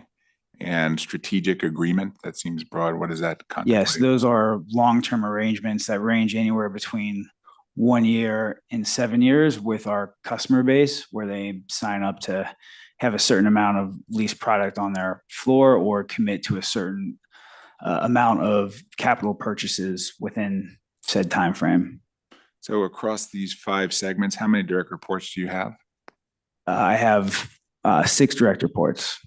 So essentially 1 for each? Correct. Plus an EA, executive administrator. Understood. Appreciate it. Yeah, I have no further questions. Things were answered along the way in the presentation and in room. So thank you very much. Thank I you. will support the application. Member Sindall. Thank you. And I appreciate the questions on breaking down your job responsibilities and maybe going up then, who do you report up to and who are you in constant conversation with? Yeah, I report to Sally Denby, who's the CFO of Aristocrat Leisure, the entire enterprise. My closest business partner I work with on a day-to-day basis would be Craig Toner, who's the CEO of gaming. Got it. And so this is your first time being licensed in Nevada. First time. But you have been recently, and you have a lot of pending applications currently associated with these new job role positions. Correct. I understand. I'm licensed in over 300 jurisdictions at this point. So you're now a pro at going. Have you been traveling around and going in person for all these? This is the only place I've had to attend in person so far. Oh wow. Yeah. Okay. A few virtual meetings, but first time in person. Great. Yeah, I did want to just reiterate on the record, as the chairman pointed out, there is a noted area of concern here as to the filing requirement.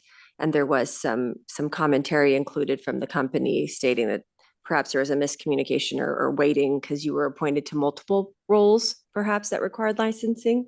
Can you expand on that or explain your understanding of that? In terms of the delay? Yeah. I think my understanding is the delay was more of a function of internal transitions. So the person on the team who assists me with this process, she retired. And that was really the root cause to the delay. Got it.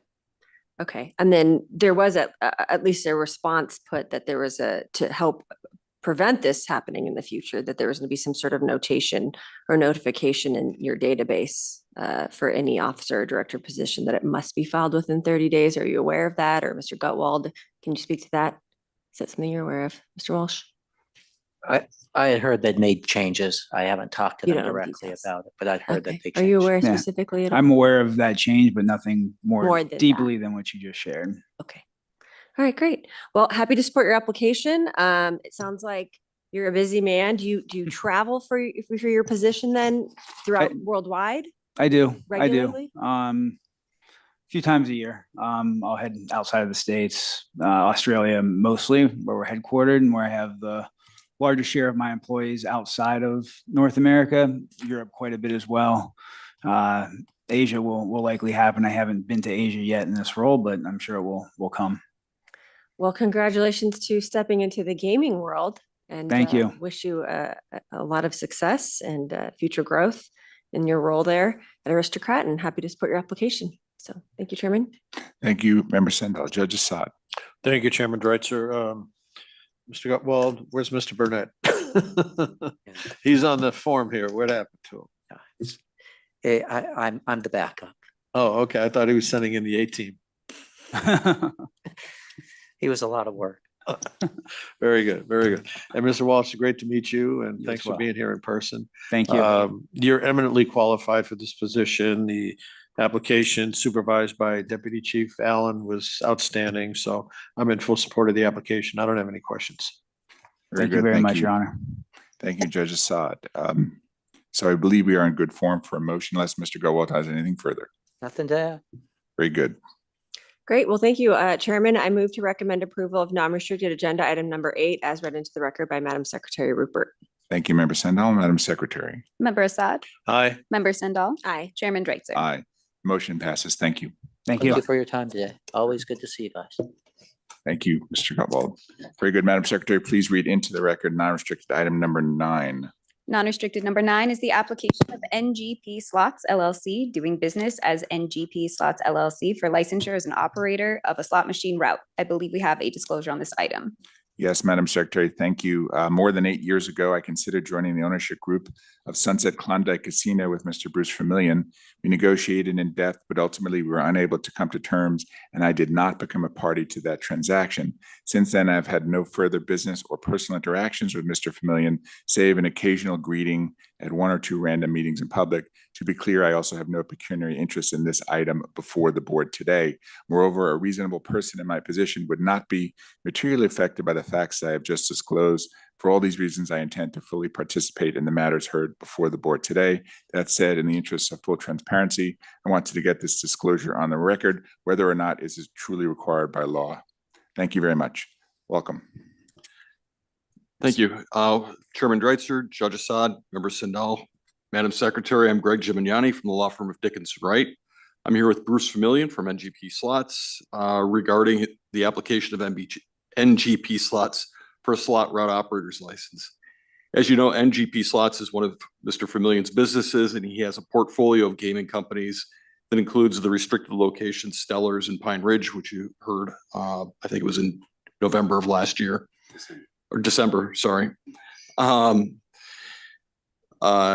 He also owns the, or through his trust owns the non-restricted location Klondike Sunset Casino and NGP Slots, which currently holds licenses as a manufacturer and a distributor.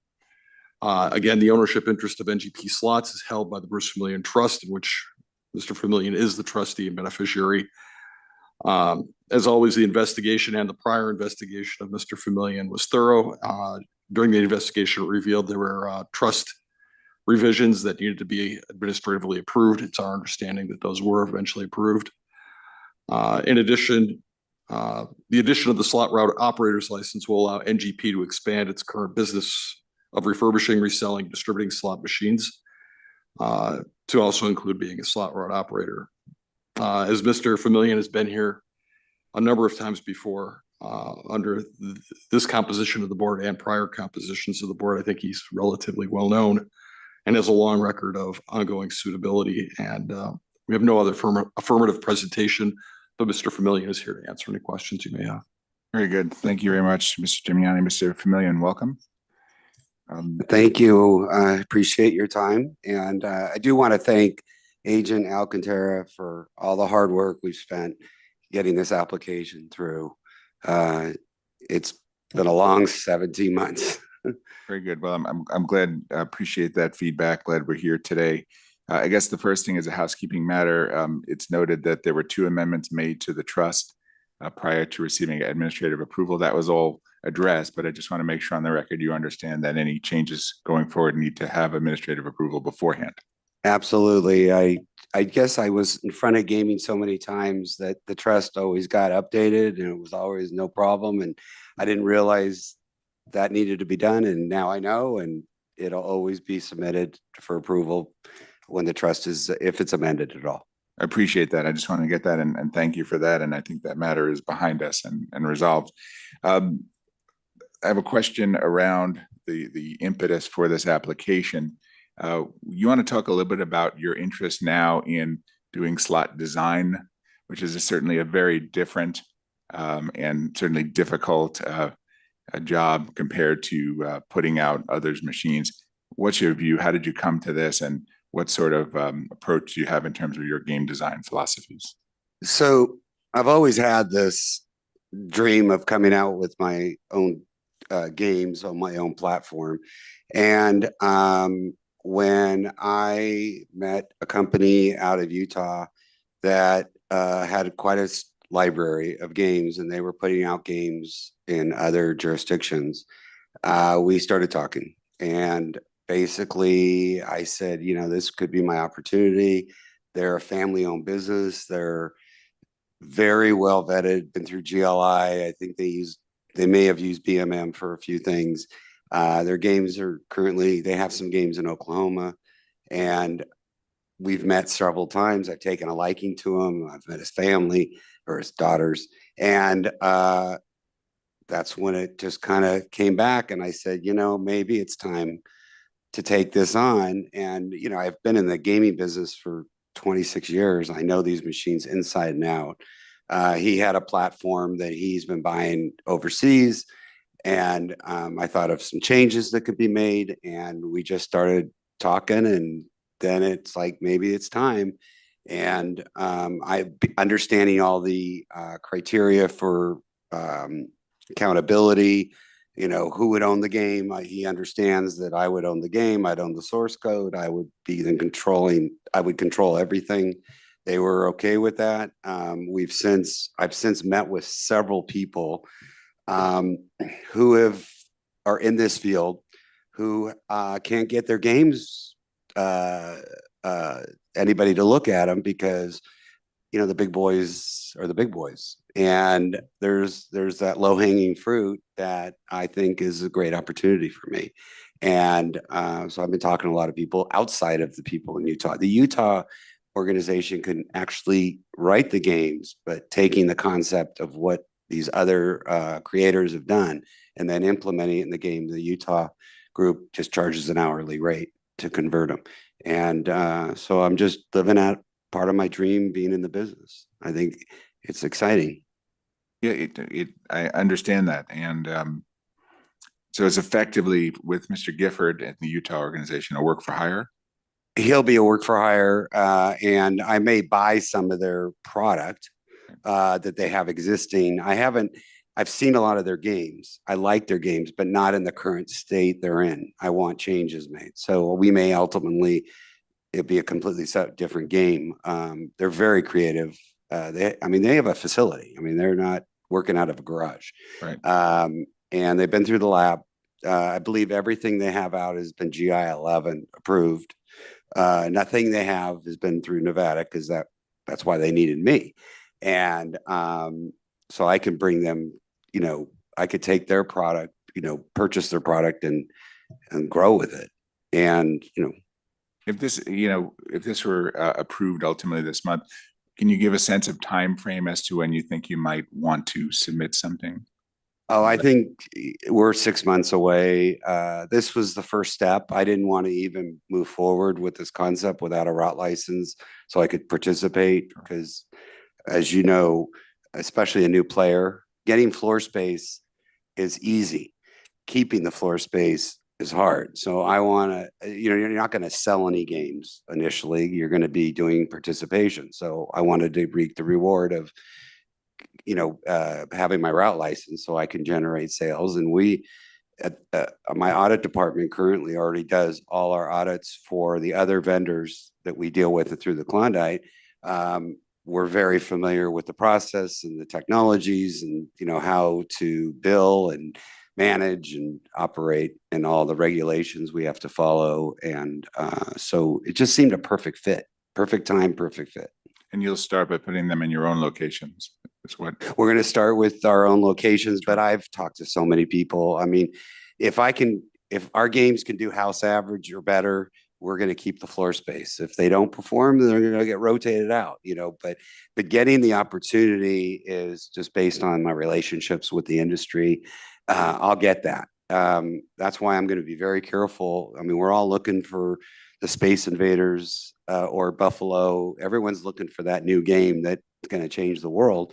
And that's what I'm going to be looking for. I'm going to be very, picky about what we put on the floor, because I can't, the investment in the machine is expensive. And you don't want to end up getting 100 games out there and then they all come back 90 days later. So I'm very sensitive to that. And, with our relationships and knowledge, this is just a no-brainer for us to just move in this territory and start, you got to start somewhere. Understood. And so at a time when you're ready to move forward with this, do you feel you'll need additional personnel to support what to be, you said it yourself correctly, significant requirements around source code, and not only maintaining source code, but if there are any issues with the source code, you'll have to have a team ready to be able to address those issues to gaming satisfaction and all of that. That's not a light undertaking. Whatever manpower I need or employee power, I need to create this product and manage it and regulate it, we will do. And I'm already thinking outside the box about how we're going to set up the servers, because we're so used to using other people's software and how we manage the security of that software. We're going to have secured servers that no one can access. It'll all be monitored and logged. So no one could technically copy software that we don't know is tied to a machine, serialized machine. So I'm going to have a lot of things that will come about as I go, and who I trust and who I hire and their background and how this is all managed. I'm very comfortable with the security of that. Very good. Just one last point I'll make. As you probably know, within the last year, we've made some substantial changes to the Nevada lab and the technology division. We have new Chief Jeremy Eberwein, who we are encouraging meetings with industry. So I definitely would offer a meeting with Chief Eberwein as a good resource to confirm what you want to do, how you want to do it, and to get some information from his perspective about how to proceed. So I would invite you to talk with Chief Eberwein. Sounds like in ordinary course or even quicker than that related to your timing, but he'll be a great resource for you. And the board has taken a position where we definitely want to, in circumstances such as these, be very transparent and open and give licensees who have this dream, which I appreciate very much, the ability to understand what the exact rules are. So take that into account as you move forward. Well, being in this industry for so many years, I'm very used to regulation and communication and transparency. We've just came through an audit and had zero problems. I'm very, very comfortable with that, and I will take advantage of that for sure. Great. And the last question I had, Mr. Vermillion, can you give us a brief update on your restricted locations in Reno? We have Pine Ridge is running. It's a little slower than I expected. It takes time. It's only been 4 months with the gaming. Stellar's is scheduled to open within the next 2 weeks. We're just waiting for health, the plumbers. We just didn't want to cannibalize, we wanted to time it correctly. It's all ready to open outside of just getting health and fire. And our schedule is this month. Very good. Thank you. Well, I am in full support of the application. I wish you luck with this difficult yet rewarding and so. I try to take on, tasks that are challenging. That's, and I'm very fortunate that I have the ability to take this on, and I'm very excited about it. And I'll be involved very much so. So very good. I appreciate that input, and again, full support. Member Sandal. Thank you. Good afternoon. Good afternoon. Thank you. Yeah, it sounds like you've got a fun road ahead here, and you're doing some exciting stuff. Mhm. And I just wanted just a little clarity, and the chairman, and you've discussed a lot of the things that I was interested in getting on the record and having you discuss with us today. But currently, so then you have how many technicians that work for NGP? I have 8 techs, including myself, because I can look at a wire harness and pretty much tell you what machine it goes.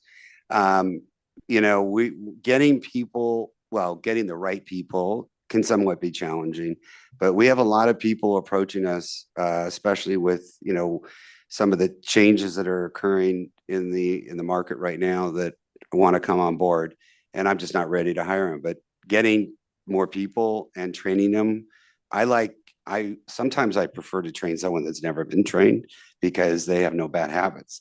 But, you know, some of that will change based upon, you know, how we move forward.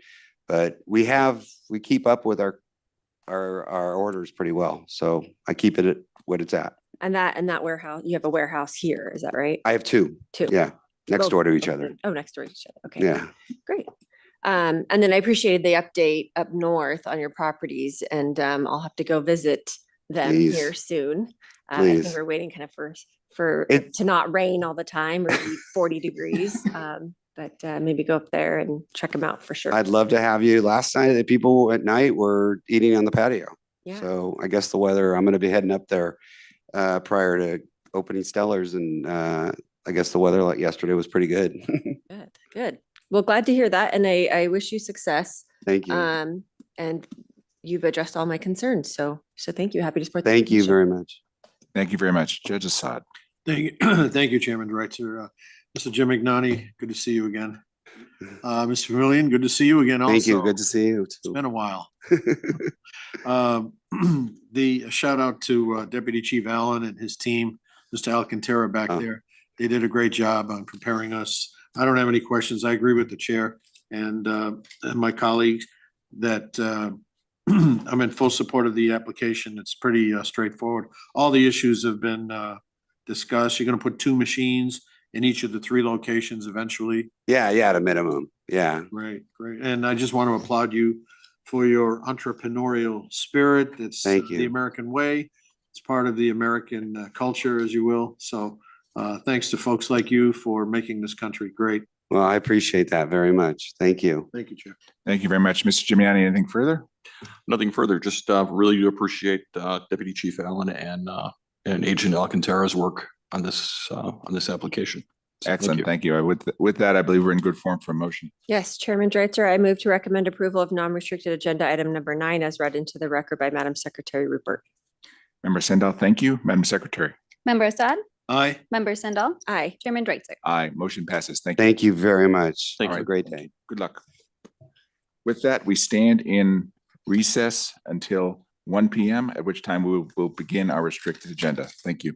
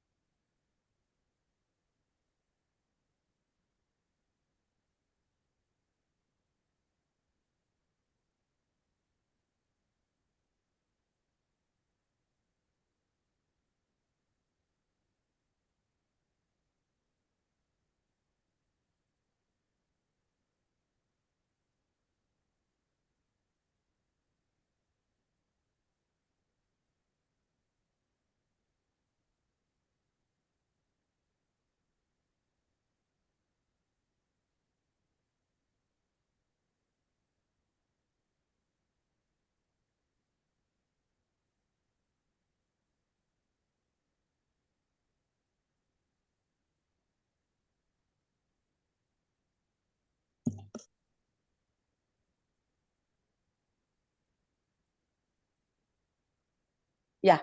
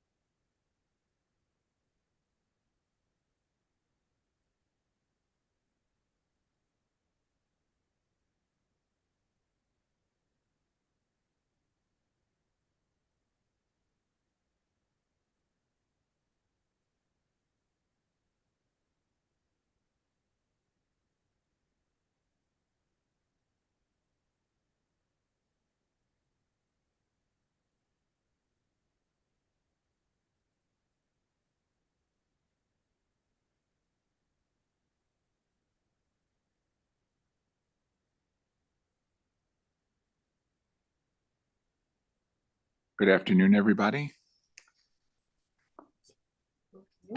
Good afternoon. Okay, we'll begin our restricted agenda. And we are back on the record now for our 1 p.m. calendar. Our first item of business this afternoon is the consideration of the matters on our restricted consent agenda. The board's investigation agents have worked up detailed files on each of these agenda items, and reports have been submitted to the board members. No areas of interest or concern were uncovered during the investigations. And because I'm not aware of any questions or issues with any of these items, appearances by the respective applicants in those cases were waived for this meeting. With that, Madam Secretary, please read into the record the items on today's restricted consent agenda. Restricted number 1 is the application of 38695 LLC doing business as 7-Eleven store number 38695A for a restricted gaming license. It is also the application of Naveed Dunlani for licensure as a member and manager. Restricted number 3 is the application of L&B Restaurant Group LLC doing business as Cooked for a restricted gaming license. It is also the applications of Brian Miller and Lavinia Miller for licensure as a member and manager. Restricted number 4 is the application of United Coin Machine Company doing business as Century Gaming Technologies, doing business at Fuel Bros Oquendo for a restricted gaming license. Restricted number 5 are the applications of United Coin Machine Company doing business as Century Gaming Technologies for a restricted gaming license as noted on the exhibit to the agenda. Restricted number 6 is the application of United Coin Machine Company doing business as Century Gaming Technologies, doing business at Huevos Avenue for a restricted gaming license. Restricted number 7 is the application of Goldenroute Operations LLC doing business as Goldenroute Operations doing business at 7-Eleven store number 23074E for a restricted gaming license. Restricted number 8 is the application of Goldenroute Operations LLC doing business as Goldenroute Operations doing business at Smart Stop for a restricted gaming license. Restricted number 9 is the application of Apollo Coin Corporation doing business as Nevada Gaming Corporation doing business at Lodge at Warm Springs for a restricted gaming license. Restricted number 10 is the application of Jet Gaming LLC doing business as Terribles Gaming doing business at Terribles number 408 for a restricted gaming license. Madam Secretary, thank you very much. Are there any need for further discussion on these items? Board members? None by me. None by me. Thank you. Very good then. With that, would either of my colleagues care to make a motion as to this matter? Yes, Chairman Dreitzer, I move to recommend approval of restricted agenda items number 1 and 3 through 10 on the restricted consent agenda as read into the record by Madam Secretary Rupert pursuant to the following conditions for restricted number 3. Number 1, if an equity owner is no longer functioning as a key employee for this location, a key employee application must be filed within 60 days and thereafter be refiled within 60 days of any change in the person occupying that position. Second, a sign of appropriate size, which has been administratively approved by the Nevada Gaming Control Board Chair or the Chair's designee, must be at the entrance to the location indicating that the slot machines are available to the public to play and that patrons are not required to pay a cover charge to engage in gaming. Thank you very much, Member Sendall. Madam Secretary? Member Assad? Aye. Member Sendall? Aye. Chairman Dreitzer? Aye, the motion passes. With that, it brings us to, Madam Secretary, please read into the record restricted item number 2. Restricted number 2 is the application of G Choice Operating LLC doing business as GG Choice for a restricted gaming license. It is also the applications of Gina Gill and Sappreet Gill for licensure as a member and manager. Very good. Welcome. Thank you.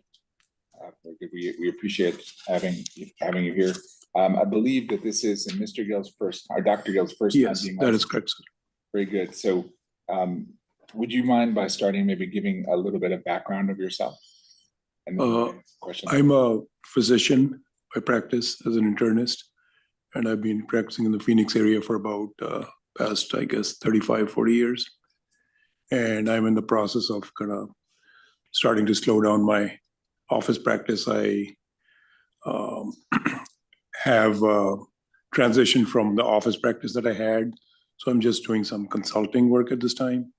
Then our 2 daughters are physicians, so they're taking over the consulting business. So I'm planning to be more here, helping Gina and sort of in a semi-retirement mode from hospital, from my medical practice. Very good. I appreciate that. And so in your retirement then, do you intend to get more involved in your wife's business? And It's like all those calls, sometimes they start to add up a little bit. Just like today, I got a 3 a.m. call or something like that. So I'm wanting to do something that is a little different. I've done being a physician for quite some time, so I'm going to be assisting her some. She's going to be doing primarily stuff, but I'm going to get some involvement in there. A little change in pace, a little different. Very good. And you've chosen the company to do service for you, Best Bet. Right? Yes. And Dr. Preet, have you done the Dr. Gill? Sorry, have you done the seminar? Yes.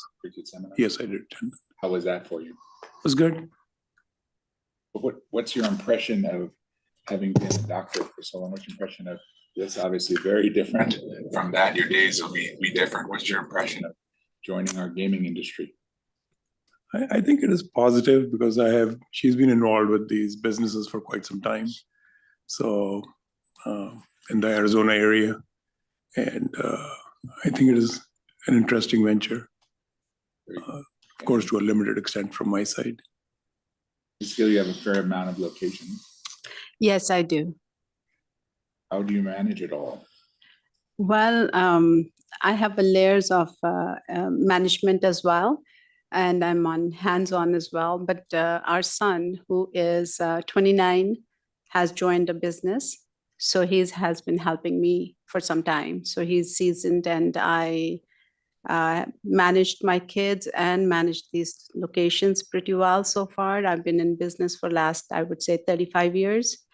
Over the years, we grew, and I do have partners, family members who are my partners as well. So we have a different duty roles in everything.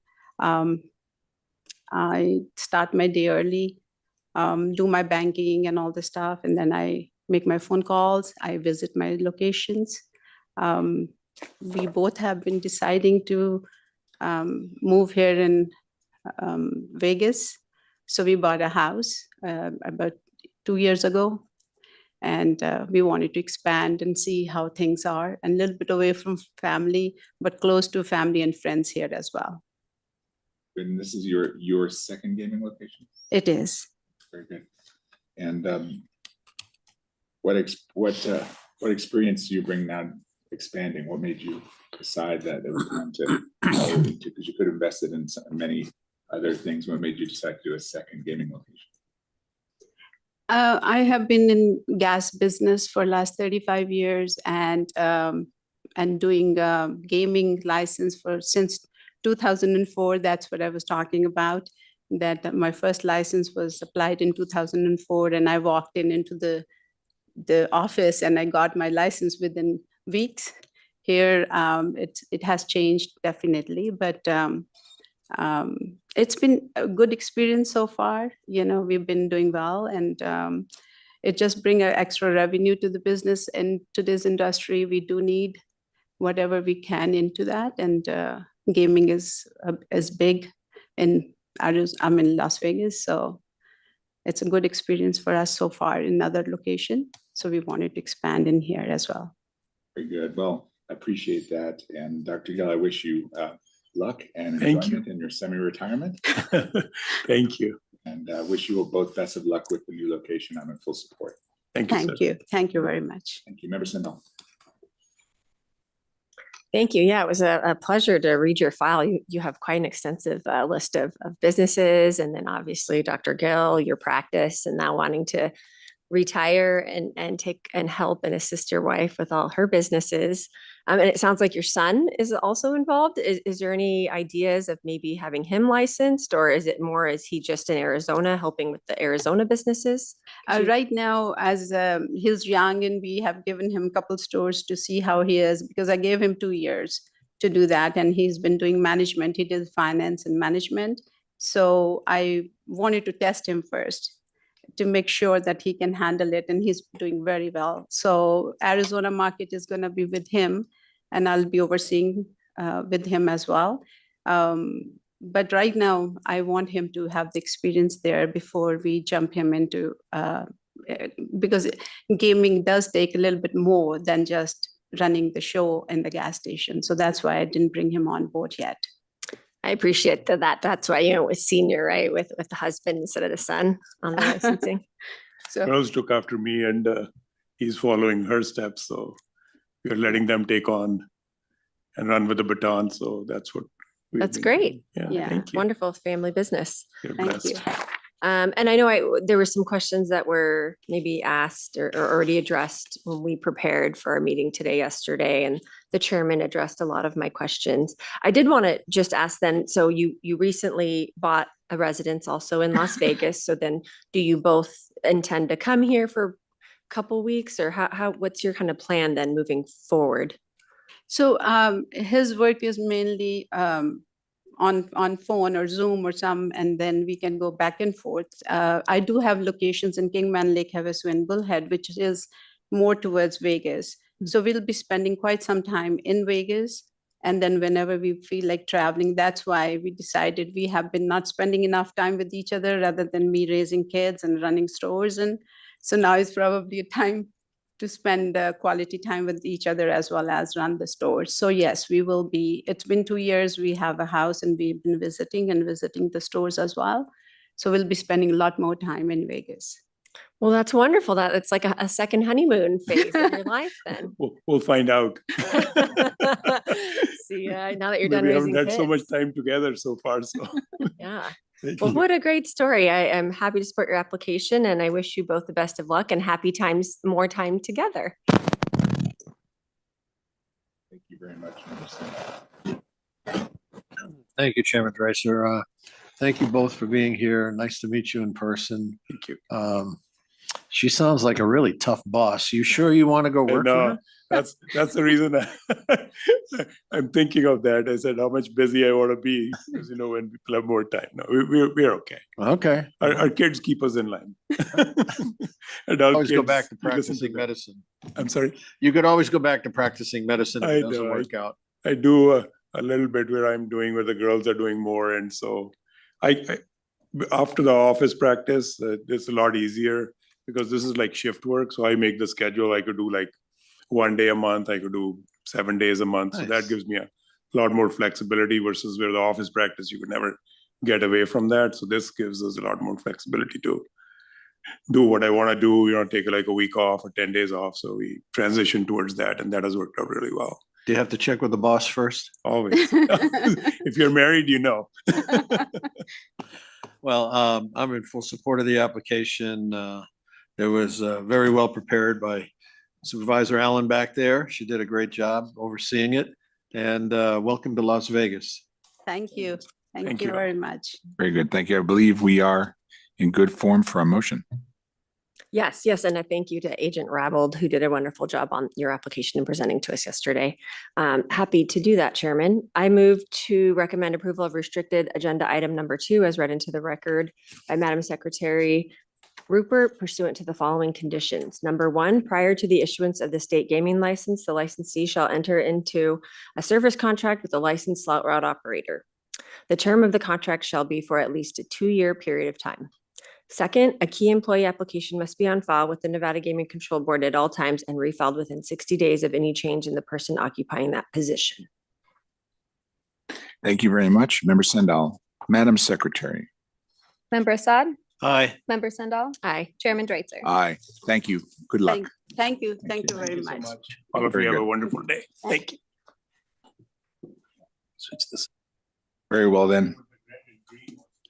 Yes, all good. Thank you both very much. Madam Secretary, I believe our next item is our casino patron dispute appeal. Yes, you have one casino patron dispute appeal. That item is Rebecca Ranglova versus El Dorado Hotel and Casino, case number 25RN00259. The hearing examiner recommends the agent's decision denying payment be affirmed. Thank you very much. Is there anybody here who would like to be heard on this matter? Is Ms. Ranglova here? Have we contacted her? She was aware of this hearing today, but did not request to appear. Okay, so Senior Deputy Attorney General Somps, would it be the case then we can proceed in considering this absent the petitioner? Absolutely, Mr. Chairman. Very good. So with that, I will say for the record, I have reviewed the proposed order recommendation from the hearing officer. And from my perspective, I would ask that this matter be sent back for clarification on two specific items, which I believe is within the purview of this board. Is that correct, Mr. Soms? That's correct, Chair.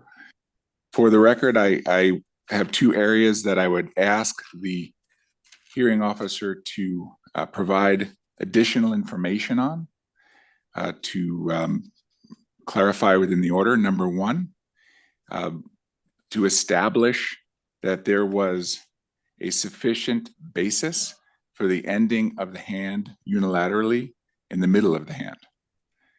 I believe that to be a very important point to clarify for a licensee to be able to unilaterally terminate a hand in the middle of the hand. It's important that the reason why they did it is well and understood, and that it's grounded in the appropriate rules and regulations as it pertains to such unilateral termination. And my feeling is that the recommendation as drafted does not specifically address the rationale and the basis upon which the El Dorado was able to unilaterally end the hand. So I would ask for more clarity on that and sending it back. Similarly, I would ask for additional information and clarity around whether there was sufficient posting of the rules and whether said posting was sufficiently clear and unambiguous. And from my perspective, the current proposed order in this case does not address either of those points to the point of satisfaction where I feel that I could vote on this matter. And so I would need clarity on both of those points prior to being able to vote on this matter. So that is my aspect to offer for this discussion. Member Sendall, thoughts? I'm happy to support your recommended requests for additional clarification from the hearing examiner. I don't know if I need to support any sort of formal motion, Dag Somps, on that. If you could clarify. I think in an abundance of caution, a motion would be appropriate. Okay. To remand it back to the hearing officer to address the things that the chair mentioned. Okay, thank you for that clarification. To that regard, I do think perhaps the record and the transcript that was included in the materials upon review could definitely do with some clarification as to the 2 points that the chairman mentioned to ensure that what occurred and really the stoppage of the hand was the appropriate mechanism at that time to take. And where that's outlined in either the House rules or El Dorado's internal procedures is unclear. And yes, so I guess I'll wait to hear from all my colleagues, but I just wanted to kind of state that that's kind of where I'm at currently, Chairman. Thank you. Thank you very much. Judge Assad. Thank you, Chairman Dreitzer. I understand your concerns. I would refer you to page 20 of the transcript, where the patron was asked a question, were you given the opportunity to complete the hands in question without doubling down? Ms. Ranglova said, yes, I was given the opportunity to hit or stay, which I refused because I knew that in every 6-deck shoe in the USA, it's usually allowed to double down after a split. And she goes on from there, but she was given the opportunity. She just simply refused to play the hand out. I don't know what else the casino could do other than to give her money back and say, have a nice day. And then on the posting of the rules under the hearing officer's findings of fact, number 3, Agent Holloway reviewed game rules and procedures for blackjack, which stated that doubling down was only permitted on blackjack games offering 6 to 5 odds, not the 3 to 2. So I don't know what he's gonna be able to do beyond what's already in his report, but you know, if you want to send it back, I'm okay with that, I guess. So I appreciate that point. And just to be super clear on it, right? With respect to the issue of the manner in which the hand was unilaterally terminated, I think that's been established, and there are facts in the record that shows that yes, Ms. Ranglova was uncooperative and was wanting to split those. And when she was told that she couldn't, she was uncooperative. There's no question about that. But what I'm saying there, because the unilateral right of a licensee to do that is such a really powerful tool, it's very important that it be grounded in the specifics of the house rules or other designation. And I feel as though I agree with the potential outcome if we get there. I just don't think the record fully reflects that as it pertains to the basis upon which they did it. We know why they did it, and that's clear in the record, but did they have the authority to do that based upon house rule or other rule? And I just would like that more firmly established in the order, is my point there. And then with respect to the other point, the rule itself is understood in there. The question I had pertains more to whether the signage was adequate for the player to know what their options were. And I, would leave it to the hearing officer to just cover off those points in greater detail. So I absolutely agree with you, Judge, that those are the facts of what happened, and we know why. I just think because of the nature of this and the importance of these rights, for a patron to be called off, there has to be a full explanation grounded in authority, and then just a complete review of all facts and circumstances related to all of the signage to support the fact that Ms. Ranglova was given every opportunity to receive the information and the notice she needed about what her options were. I understand that. With that, I think we're ready for a motion. Yes, so Chairman Dreitzer, I move that the board refer this matter back to the hearing officer for further findings as outlined here on the record today. In the matter of case number 20, number 25 RN 00259, as read into the record by Madam Secretary Rupert. Very good. Thank you very much, Member Sendall. Madam Secretary. Member Assad? Aye. Member Sendall? Aye. Chairman Dreitzer? Aye. The motion passes, and look forward to getting that in due course. Thank you. With that, Madam Secretary, this brings us to our last agenda item, public comment. This item is placed on the agenda to give the public an opportunity to comment on gaming-related matters. As stated at the time of the public comment section at the beginning of the meeting, anyone wishing to address the board may do so at this time. Comments by each person are limited to 3 minutes as a reasonable time, place, and manner restriction. If board members ask questions of the speaker, the time needed to address those questions will not count against the speaker's 3-minute time period. If speakers have any handouts or written copies of verbal comments to provide for the record, please hand them to the enforcement agent in the room. Thank you. Pursuant to state open meeting law, matters brought to the board's attention during public comment cannot be acted upon. We're happy to hear comments from the public as well as my fellow board members during this public comment section of our agenda. So with that, first, let's go to Carson City. If there's anyone in Carson City wishing to step forward to make a public comment, please do so at this time. Very good. Seeing none, we then will turn to Las Vegas. If there's anybody in Las Vegas wishing to make a public comment, please step forward to the podium and state and spell your name for the record. Seeing none. I just want to. Oh, I'm sorry, Judge Assad, please. I just want to, we're coming up on Sunday, Mother's Day. I just want to wish all the mothers a happy Mother's Day, and thank you all for continuing life's cycle. Without the mothers of this world, none of us would be here. So thanks to all the moms. I think we all stand fully in support of mothers. So I think that's great. Thank you, and happy Mother's Day indeed. Anybody else wishing to speak? Seeing none, this concludes the Nevada Gaming Control Board meeting for the month of May 2026. Thank you all for attending in person or virtually today. We appreciate your patience with us today with some of the glitches we had, but we now stand adjourned. Thank you very much.